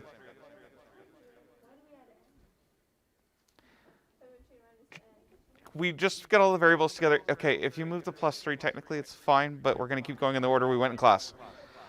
That's okay. Because I had minus n. I had minus n. The opposite of minus n is plus n. I don't know what else to tell you there. Then what I do to one side, I do to the other. I get 4n. Can you face the front, please? Mask up. Thank you. And then did you have another question? Okay, cool. So we end up with 4n minus 3 is equal to 17. We're going to add 3 to both sides. And I get that 4n is equal to 20. How do I get rid of the 4? Divide by 4. So n is equal to 5.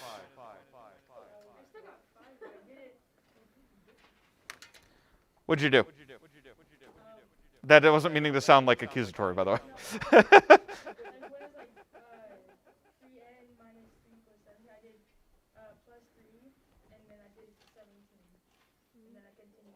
So you ended up with 3n equals 20 minus n? Yeah, it's perfectly valid, like I was telling her. That's fine, it's just not the way I teach it. So it's perfectly mathematically valid. I prefer to get all my variables in the same place first, then simplify.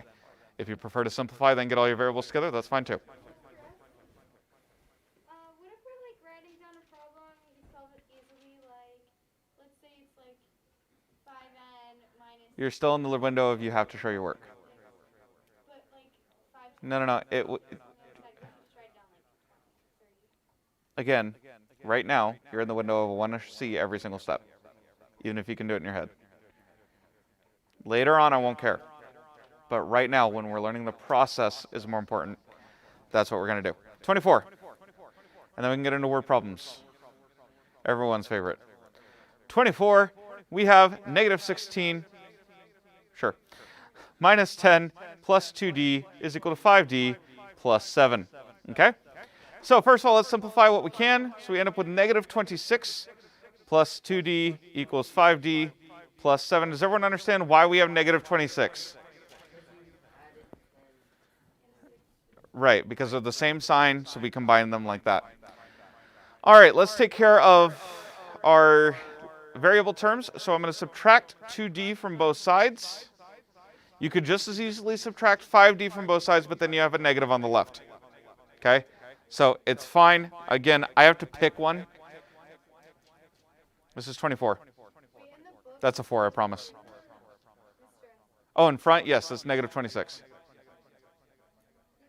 What? I actually don't know. The book only shows it once. I could look in the solution key, I guess. Ugh. Chapter 4. I will look at it to humor you. But it doesn't matter.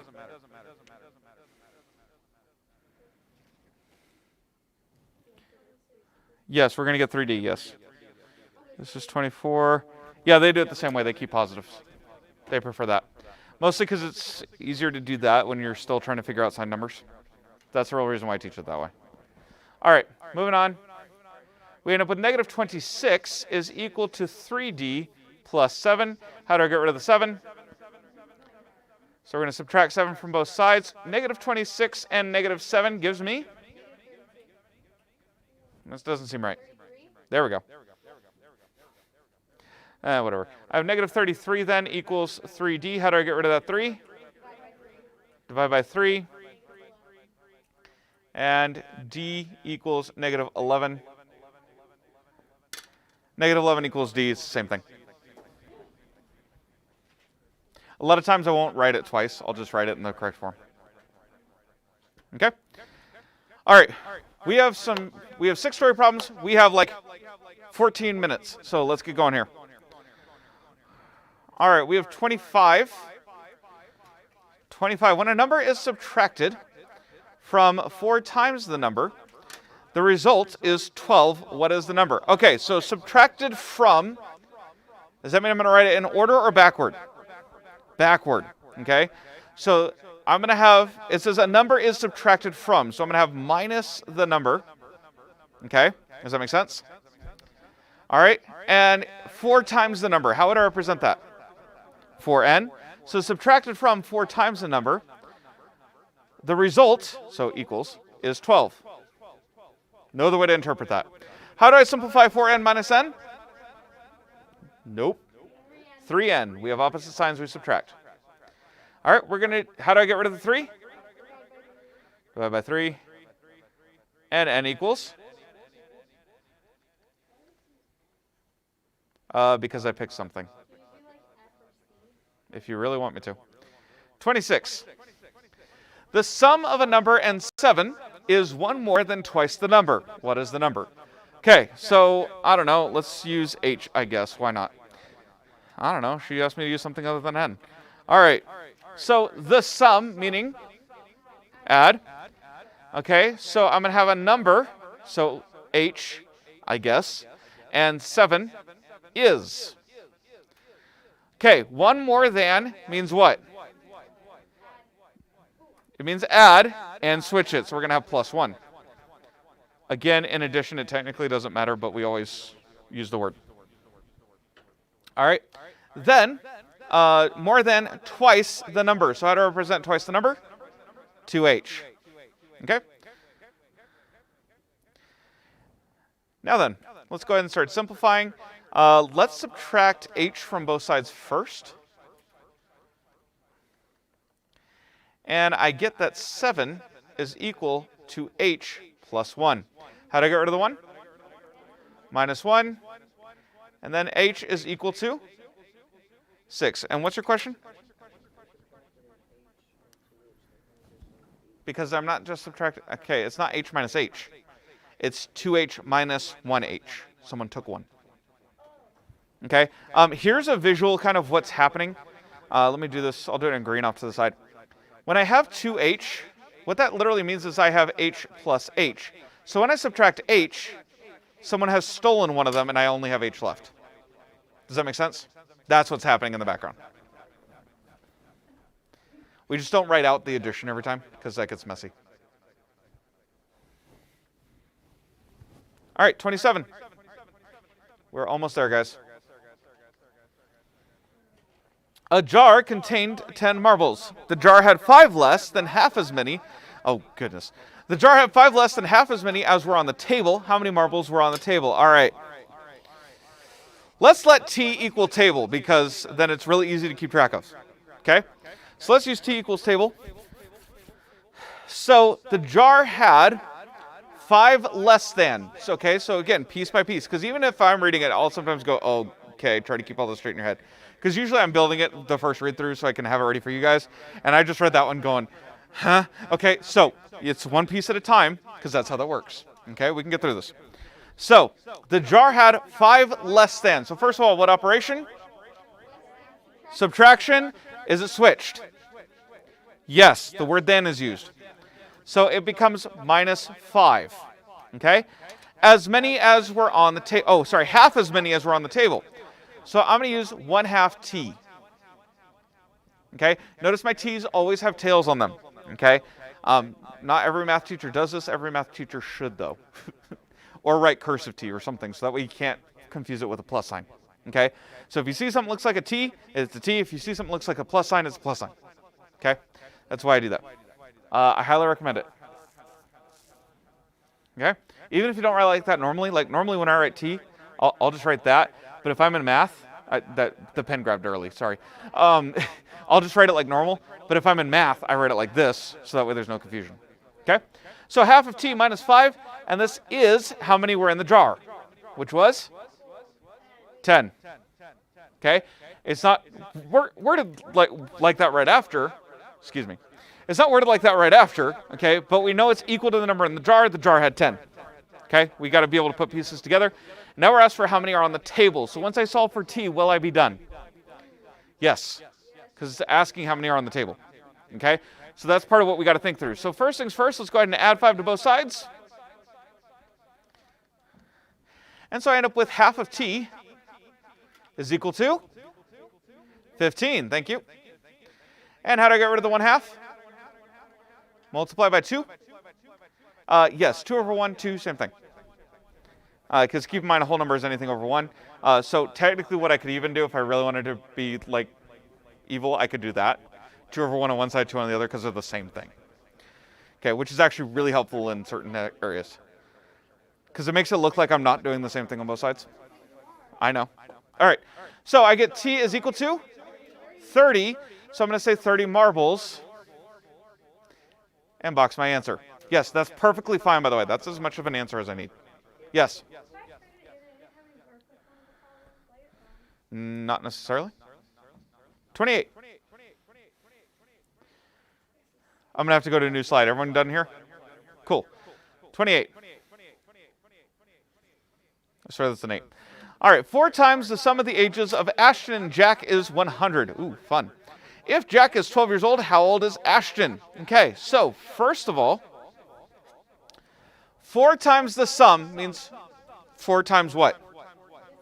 4 times an addition problem. Okay, so I'm going to put 4 times, and then an addition problem is 100. Okay, makes sense? Cool. If Jack is 12 years old, okay, how old is Ashton?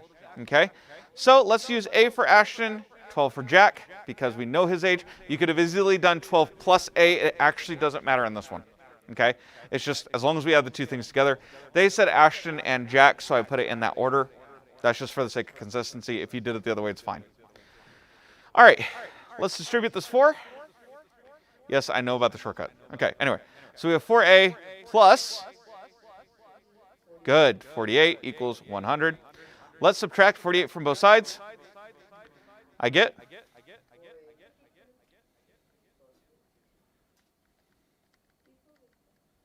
4A equals 52. Sorry, what was that?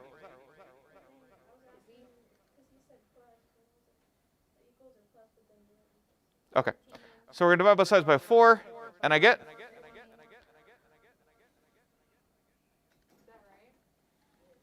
Yep, 13 years old. So just write years old and box it. You can figure out a lot of them without putting an equation down, but... Okay, well, do it this way. Do it this way. For right now, yes. For right now, yes. Okay, 29. 29 is review, so hopefully this one will go a little faster. 29. We have, when 3 is subtracted from twice the number, the result is 1. What is the number? So 3 is subtracted from, so what operation? Is it reversed? Yes. So it's minus 3. And then twice the number, what letter should I use? Okay, cool. 2n minus 3, and then the result is, means, equals, and then 1. Yes, good. All right, so I have 2n minus 3 equals 1. First thing I should do is add 3, and I get 2n equals, what do I do to the 2? Divide, and n equals, yep. And number 30.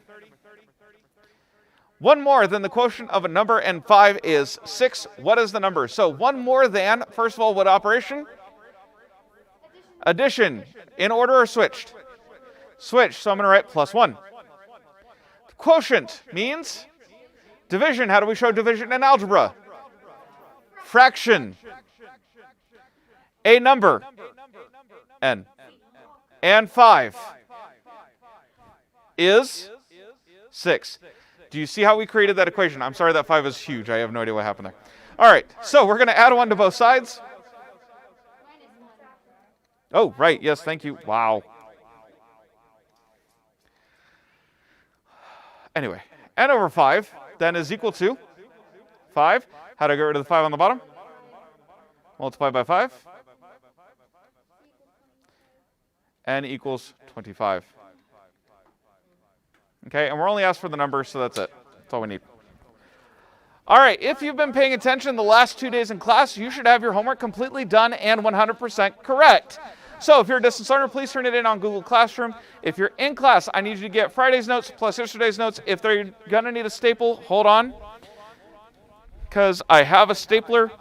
and I'll have you guys turn those in. Real quick, before you guys start doing that though, before I have to start, well, you work at some point today. There we go. If this assignment is due today, to be very clear, this is not due tomorrow, it's due today, so you have to get it in today. So either you're turning it in right now or you're submitting it on Google Classroom, but it has to be in today. You have nothing due tomorrow. Okay, hold on, have a seat. I have not said to go yet. Quiz 13 is on Wednesday. It's over only 4.1 and 4.2, so everything we've done so far since being back. And then tomorrow we will begin working on 4.3. Really same concept, but just a whole lot more word problems, okay? But that's okay. We're going to start looking at some more special cases of word problems. That's really what we're going to be focusing on. Make sure that's done. Hold on those in here. I'm going to give you guys further instructions in just a minute to help with social distancing. But just get your stuff ready to go now so I'm not waiting on you when it's your turn, okay? Any last minute questions? Cool. Distance learners, I'll see you guys later.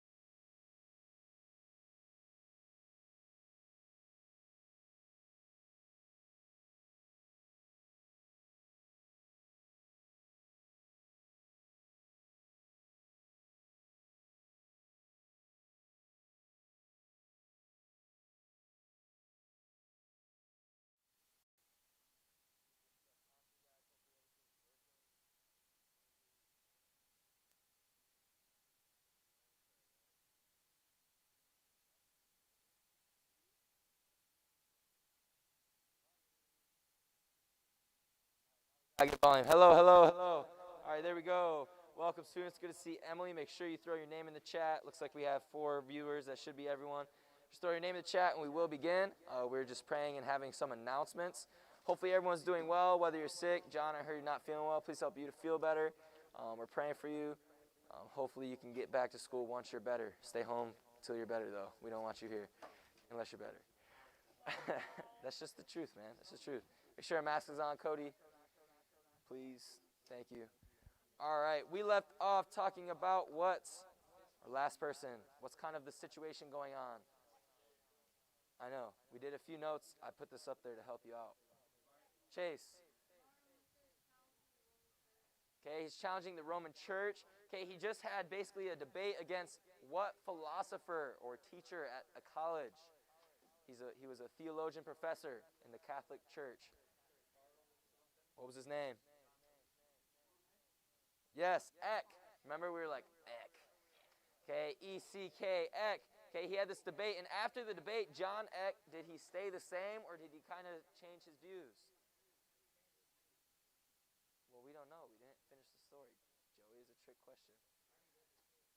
Sure you did. Sure you did. All right, but we're moving along with this. Okay, after this debate, we see some things happen. Okay, to the Christian nobility, the German nation. Okay, Luther attacked the walls that the Roman church had built to keep people away from God. Okay, again, the Roman church had these rules, had these guidelines, had these ways of life, okay, that you had to abide by. And if you didn't, they either shunned you, disregarded you, forgot about you, said, hey, you're wicked, you'll never go to heaven because you're not good. Okay, and the Catholic Church made these guidelines or these walls per se. Okay, but Martin Luther said, hey, no, this is wrong. Okay, here's the truth. Okay, he's getting to say this on a platform, and we see him attacking these walls.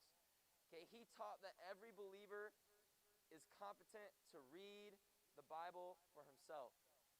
Okay, again, during this time, okay, a few situations, a lot of people didn't have Bibles, except after the printing press, which we've talked about, more people had the Bible.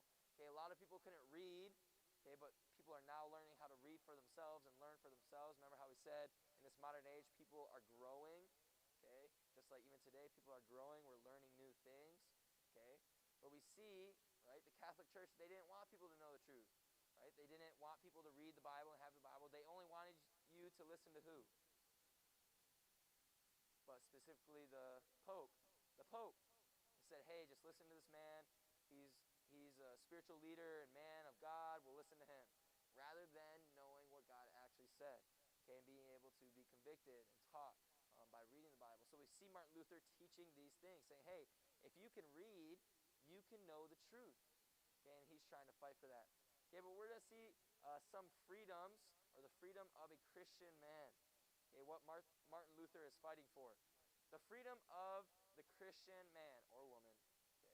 Okay, man being in general, human. Yes, I can go back quickly. Good to see you. We have Jezreel, Emily, Mia. Looks like Jose is snoozing. He's probably on the stream, but snoozing. You can't hear me. Hello, hello. Is that better? Let me know if that's better. It does cut out sometimes. I'll make sure I try to stay close and not wander off. Hello, hello. That should be good. All right, go with this one, Emma. Make sure, just stop. Put the mask on. Thank you. All right, the freedom of the Christian man.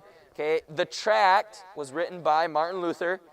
And it was written directly to the Pope. So this was like a letter or a message written from Luther to the Pope. Okay, and Luther taught these things. Okay, justification was not by works or obeying or doing what the Pope said. But rather, as we know it today, justification is by faith. By believing in God. By believing in Jesus Christ, that he died on the cross for our sins. Okay, that we're a sinner. And that the only way to be saved is to believe that he died and he rose again for me. And for you. Okay, secondly, that the priesthood of believers. Okay, does anyone know what that's talking about? The term or reference, the priesthood of believers.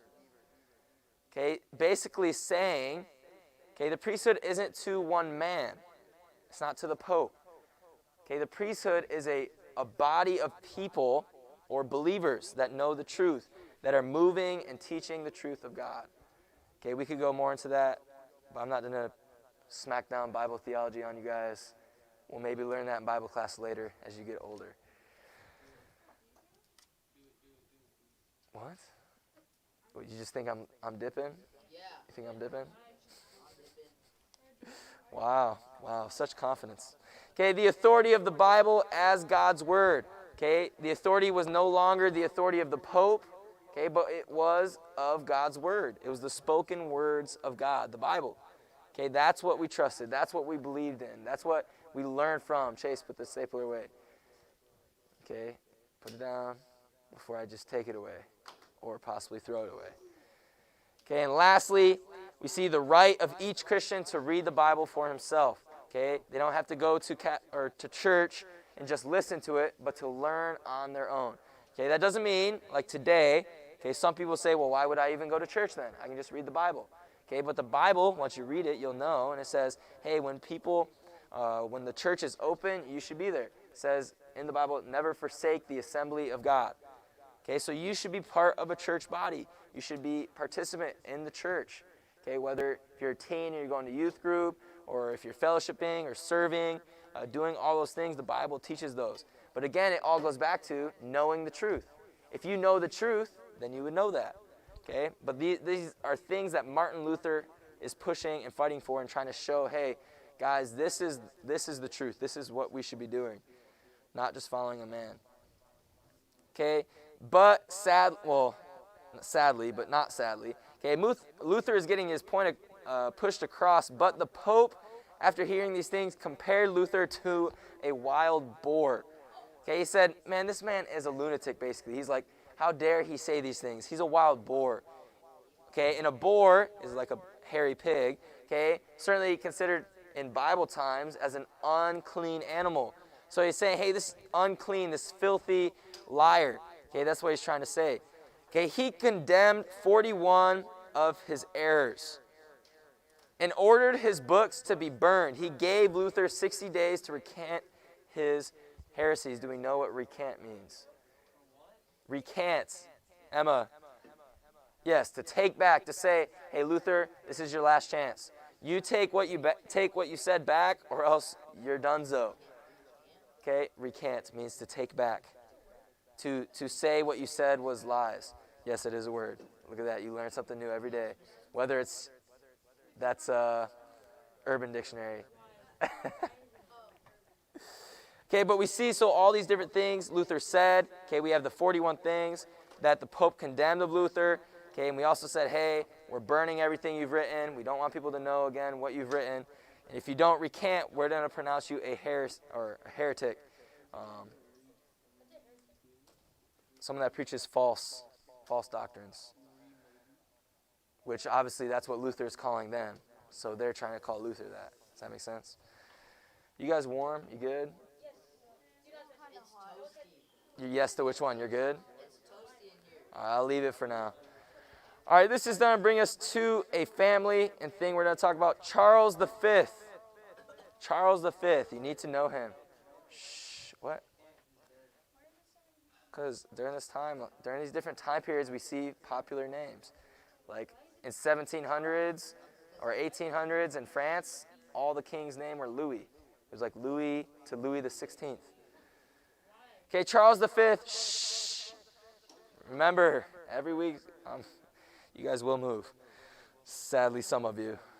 Charles V of Habsburg family agreed that Luther should come to the diet. What is a diet? We talked about it's not you dieting on food. It's, what is it?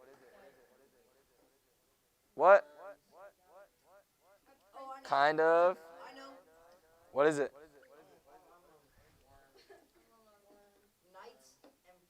No. Okay, it's straight from the notes, guys. Come on, what's a diet? Aaron. No. We're going to talk about the diet of worms soon. Shh, Joey, raise your hand. Stop. It's a Chase. Thank you. You were close. Okay, it is an assembly, okay, of nobles, princes, and highly basically highly respected men. Okay, but no, it's an assembly, because we're going to talk about diet of things. Okay, so we need to know these assemblies and what they're called here shortly.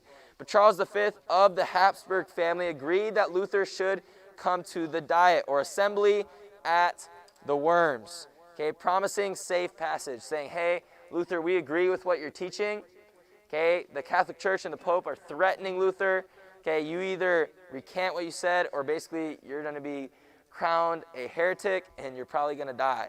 Okay, in the different ways they kill people during that time. Okay, but this Charles V, okay, said, hey, Luther, we'll help you, we'll protect you. Okay, you come our direction, we'll give you safe passage. Okay, but Luther refused to recant. Okay, he's already gone this far. All right, if he were, imagine, okay, if he were to go back on everything he said, that could taint Christianity for a long time. Okay, then people say, oh, maybe he was lying the whole time. He was just making up stuff. He's a phony. All right, and sadly, maybe people would question their beliefs. Maybe they would think things. Okay, so we see that Luther refused to recant. As a result, he was excommunicated. What does that mean? Yes, we learned excommunicado. Okay, meaning he's not part of the church any longer. Okay, by the Catholic Church and outlawed by the Holy Roman Empire. Okay, it means there was a target on his back or head, whatever you'd prefer. Yes, bounty.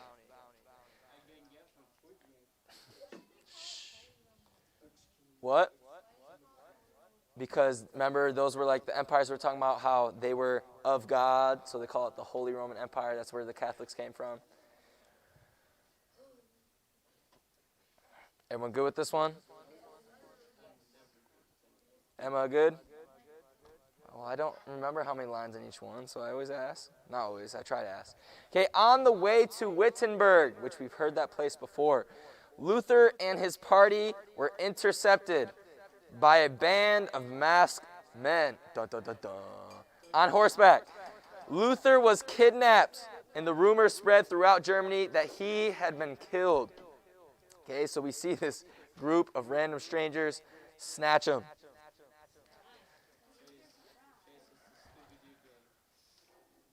Okay, so everyone thought he was dead. Okay, from April 1521. Everyone good on that last one? Are you even writing your notes? You better be.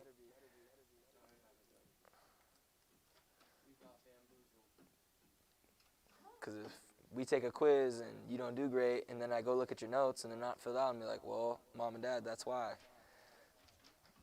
So fill out your notes. There you go. Keep on filling them out. Everyone good? Emma, you good? All right. From April 1521 to March 1522, Luther disguised as Knight George. So he didn't die. He acted like he was someone else. Okay, he hid in the Warburg Castle.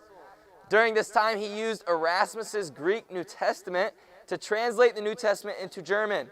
Okay, by 1534, so just about 12 years later, the complete German Bible was finally published. So it took him about 12 years to translate that.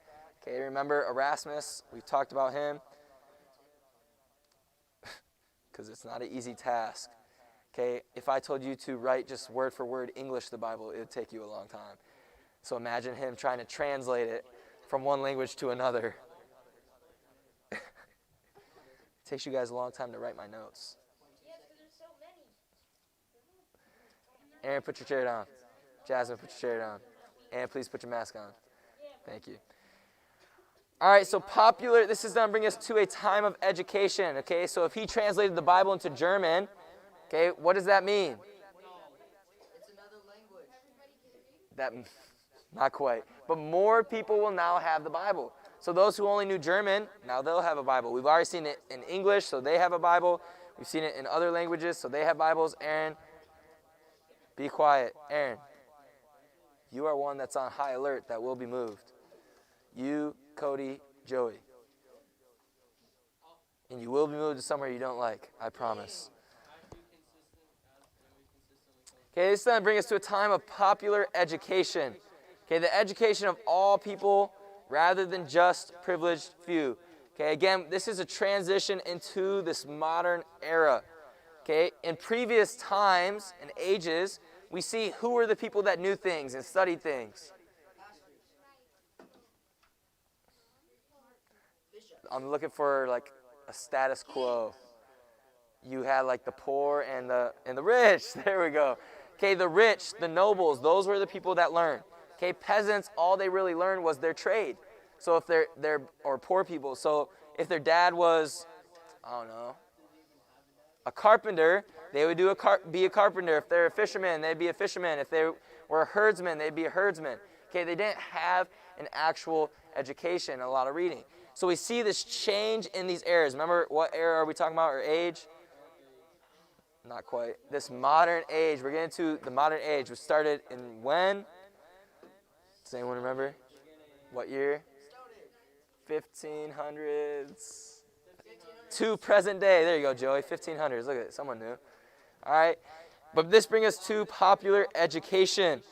Okay, the education of all people rather than just the few privileged. Okay, Luther published to the councilmen of all cities in Germany. Joey, pull out your notes. Stop playing with your pencils. Again, next time you get a bad grade, I'm going to go to your mom and be like, she's like, why is he getting bad grades? It's like, man, I don't know. He took all of his notes. Oh, wait, he didn't. That's probably why he's not getting good grades. Because he doesn't have anything to study from, and he's not listening in class because he's too busy playing with his pens and pencils. And you will receive demerits because now you're disobeying. I told you to pull out your notes and take notes. Don't look at it. I don't know why you laugh. It happens at every class. I can't help it. And put your mask on. No, you're not. You can take a drink and then put your mask on. And spit the gum out.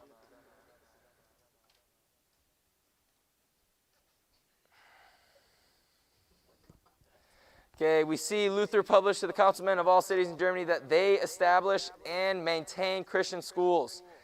Okay, emphasis on popular education distinguishes the modern age from all previous eras. The Reformation made the difference. Okay, this growth of people individually makes this transition. Everyone good on this one? It's been up there for a while. Yeah, you can't look at my voice crack. Shh. Joey, put your mask on, okay? You're just going to get demerits now. I shouldn't have to tell you 1,000 times.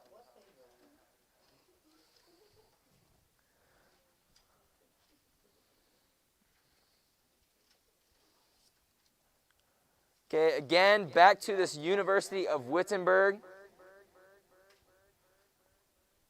See a few more people writing. Finish it up. Sounds like a you problem. Okay, when the University of Wittenberg was reorganized in the 1530s, it became the first Protestant university. Okay, we talked about what Protestant means. Does anyone remember? It was in our notes. Do we remember what Protestant means? Not even, no. It's close though. Yes, sir, Chase. Okay, there it is. The followers of the Reformation, basically those, I said, hey, you can remember it. They protested the Catholic Church, but they were not protesters. Followers of the Reformation, those who wanted to know the Bible. Okay, this University of Wittenberg, which remember, that's where Martin Luther came from. Okay, it became the first Protestant university. Everyone good on this one? I can later. Just remind me.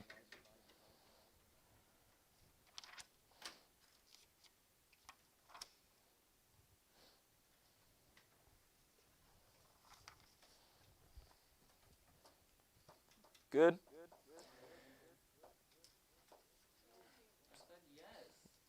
I know, I'm waiting for Emma. All right, Luther's suggestion for new church services. Okay, so we see this group of people in this era growing. Yes, sir. quickly. Okay, we see these people growing and learning on themselves. Okay, they're learning, okay, the Catholic Church isn't the right way. It's not the only way. So these are going to be new ways that we can do it. Yes, sir? No. I'm just kidding. What do you need? A pen?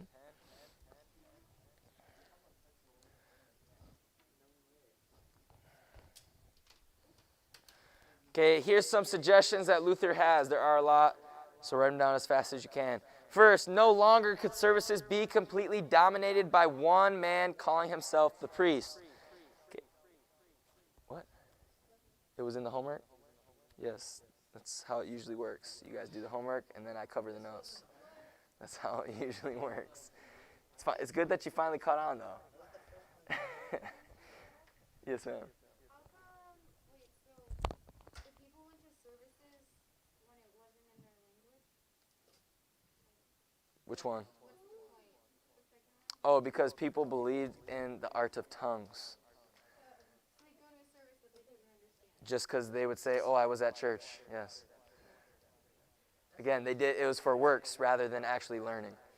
Okay, so we see first, no longer could services be completely dominated by one man. Okay, they didn't go to listen to hear one man, but rather they would go to hear the word of God. So Luther wanted to implement, hey, maybe we should get a variety of speakers to not show one dominance of one person. Okay, he didn't want to just be the guy, hey, I'm going to be preaching and then people follow me. Okay, he wanted people to follow God. He wanted people to follow the Bible, the truth. Okay, so he wanted a variety of people teaching the truth of God. Okay, secondly, we see services ought to be conducted in the language of the people rather than Latin, a language known only to the priests. Okay, again, people would go to church basically just to say, hey, I was at church. Okay, this is something we still have today. Okay, just because you go to church does not mean you're doing the right thing. Okay, why do you go? What's the purpose of going? Okay, we're supposed to be going, and the Bible tells us in the reference of edifying the saints, meaning we're going to edify ourselves, to be able to hear something. Joey, stop. Do not click the pen. Okay, click it, write with it, don't click it again. Okay, but they're going to learn about the Bible, to learn truths, okay, that they can grow themselves, that they can become better Christians. Okay, rather than just saying, going somewhere, not being able to understand, they say, oh, I'm good, I went to church, I listened, and then I left. Okay, that's not the purpose of the church. Okay, thirdly, we see preachers are shepherds. Okay, and they should not wear elaborate ceremonial clothes that make them look more like kings than preachers. Okay, at this time, and you could even still, Catholic Church, okay, a lot of times they wear very fancy robes. Okay, the high priest will have gold necklaces. Okay, the head pope, okay, he'll have this very large gold jewelry, okay, over their clothes, yes, and he also has whatever's going on. He's got chains for days. All right, chains for days. Okay, but this is what we see. Okay, again, this is a different era. It's not quite what we had today. Today you have a little bit different. Okay, but during this time, they had similar clothing, but he's like, hey, we don't want to do that. Because again, the church was not for people to come glorify me or the speaker or Martin Luther. Right? They're going to do what? Yeah, worship God. It doesn't matter what the man looks like. Okay, although there's other things the Bible said, hey, you should do your best in everything you do. So certainly if you're a speaker, you should do your best and dress your best for God. Okay, but that's a different story and line that, again, we could talk about another time. Okay, but we see that they didn't want the attention to be on them, but rather on God. Okay, I'm not going to tell people to pay a bunch of money in indulgences so I can have money and dress super nice and then you guys worship me. Okay, the focus was on God. Okay, not me. I'm not a king. I'm just a messenger, a shepherd, leading a flock, as the Bible tells us time and time again. Okay, and we talked about how the Lord is my shepherd in Psalms. I shall not want in all those verses. Okay, we see that the pastor or the preacher, Joey, they're supposed to lead their congregation or their herd to God. Okay, that's why the Bible references it to that. Some more things. Okay, in the Lord's Suppers, okay, all believers should participate, eating and drinking as the Bible commands. Okay, not communion as the Catholic Church does. Okay, the Lord's Supper, its purpose. Does anyone know the purpose of the Lord's Supper with a raise of hand? Anyone? The purpose of the Lord's Supper? Anyone? Emma? Anyone? Ariana?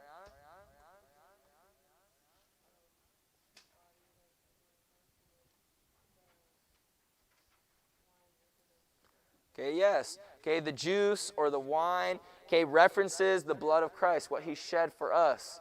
Again, it's not to, hey, drink this to get forgiveness of your sins or to like renew yourself. As the Catholic Church would believe, hey, you drink of this to renew yourself. Okay, this is a new beginning. Okay, but rather it's for us to remember what Christ has done for us. Okay, the bread, as we see in the Passover and the feasting of Jesus with his disciples. Okay, that was the first kind of Lord's Supper per se. He broke the bread with his disciples saying, hey, this is in remembrance of my body that I'm going to break and shed for you.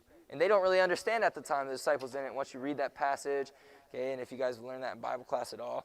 Okay, but then he also says here's the wine, referencing to juice, okay, non-fermented. Okay, there's two types of wine in the Bible, one being fermented, one not being fermented. Again, those are things we could talk about another time. Okay, but we see that the wine or the juice references to his blood that he shed for you and me. Okay, and it's supposed to be in remembrance of that time for us to remember, hey, Christ did this for me. Okay, he was whipped for me. He was crowned with a crown of thorns for me. Yes, sir. Quickly. Okay, so we see these things. Also, we see sermons should be given a prominent place in the service.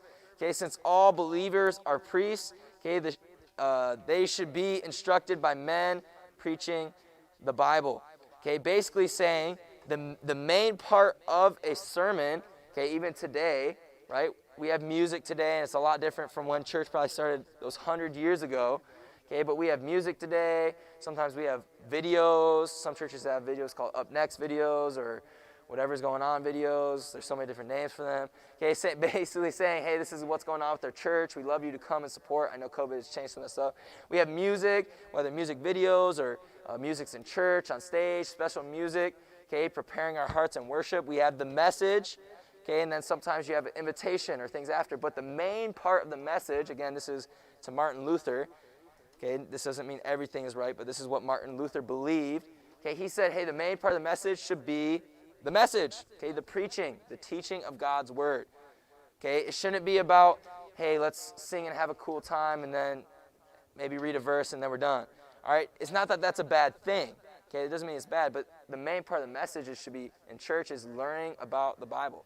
It's not learning about what Mr. Coral likes or thinks. It's not learning about what Bella likes or thinks or Jasmine. Okay, or if someone was teaching or preaching, or if Joey was preaching, saying, hey, this is cool, guys. Okay, that's not what matters. The matter is the teaching and the preaching of God's word. Okay, because remember, it's not about the man. It's about the message he can give to us. Because the Bible tells us anytime the Bible is open, we can take something from it and learn from it. Okay, it doesn't matter who's speaking, because God's word through the Holy Spirit teaches and pricks our heart. Okay, lastly, we see for instruction and worship, our believers ought to sing. Again, like I was mentioning, a lot of services today, okay, music is a big part of it. Okay, music is a big part, and we see that all throughout the Bible, definitely through the book of Psalm. Okay, the psalmist David, okay, he was a musician.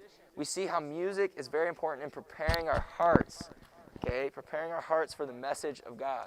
Okay, allows us, again, music isn't just it's not for entertainment, certainly in church. Okay, it's not for me, ooh, I like the beat of that. Ooh, I like this, certainly in church. Okay, the music is to prepare our hearts for the message of God. Saying, man, God's so great. Okay, maybe it's a song about God's love. Man, God's so loving. He loved me so much. Maybe it's about God's strength. Man, I can be secure in God's strength. All right, it's supposed to prepare us for the message, and that's what Martin Luther believed, which is going to bring us to a main hymn at this time, Luther's most famous hymn. Everyone should be done with these notes by now, right? A mighty fortress is our God. Okay, most of you, I'm assuming, don't know a ton of hymns. Some of you might know some. Okay, but hymns are good things, although sometimes we think are very old-fashioned, maybe a little boring. Okay, but the thing with hymns, okay, although the music and maybe the beat, okay, maybe something we don't like, I agree with you guys, I don't always like them. But the things with hymns, why they're so great today, okay, it's the words that are in them. That wind is really picking up. Get ready for basketball. It's going to be all you're good. It's going to be all layups today. Can we not? All right, so we see this hymn that was made. Again, the importance of hymns even today, okay, it's not about the beat, okay, although sometimes we might think they're slow or boring, okay. I'm with you. I'm in that younger generation, right? We're like, man, we want something a little more upbeat. Okay, but the importance of hymn, I was challenged by this, by a teacher of mine, okay. His name is Dr. Getch, Dr. John Getch. Okay, he told me, hey, because he's not a musician, but he's a really smart man. He said, hey, when I hear hymns, okay, really, I block out the sound in the music. I listen to the words and take it to heart. Because if you go back and if your church ever does any hymns, I challenge you, as a 7th and 8th grader, okay, you're younger, block out the sound of music because you might think it's slow or boring, and just read the words and try to listen. Don't just sing along, oh yeah, I'm singing the words, you know. Okay, but listen and understand the words that are being said, because there are great truths in hymns. Okay, we see because of this Reformation going on, Germany became the musical center of the world, producing such artists as Heinrich Schütz, Johann Sebastian Bach, and George Friedrich Handel. As I just said to Jasmine, a lot of times that's how it's supposed to work. You do the homework, then we cover the content in class.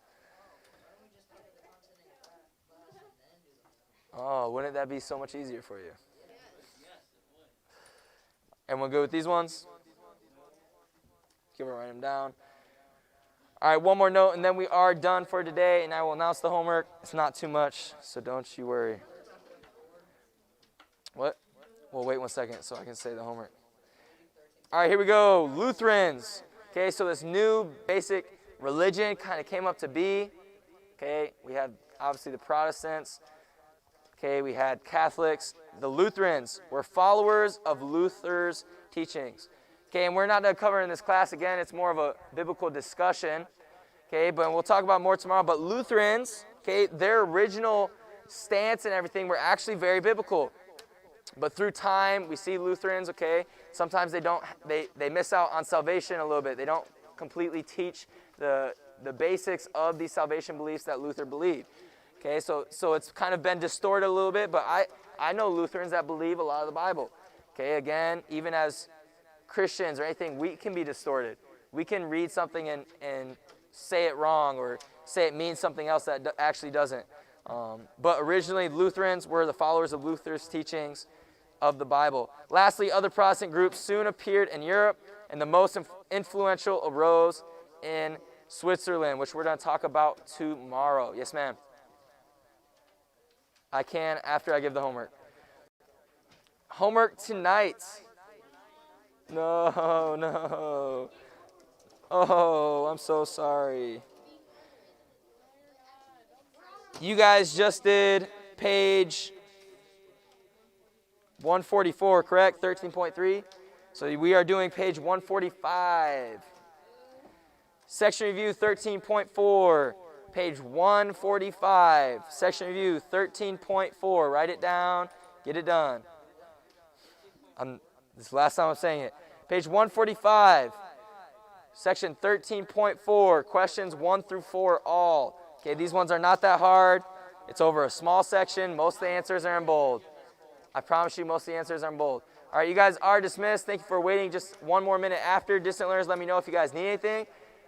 Okay, finish that homework. Be ready for another quiz this week. We will have a quiz later this week. Later. No, not pop. We'll review for it. Later this week. If you guys have questions, let me know.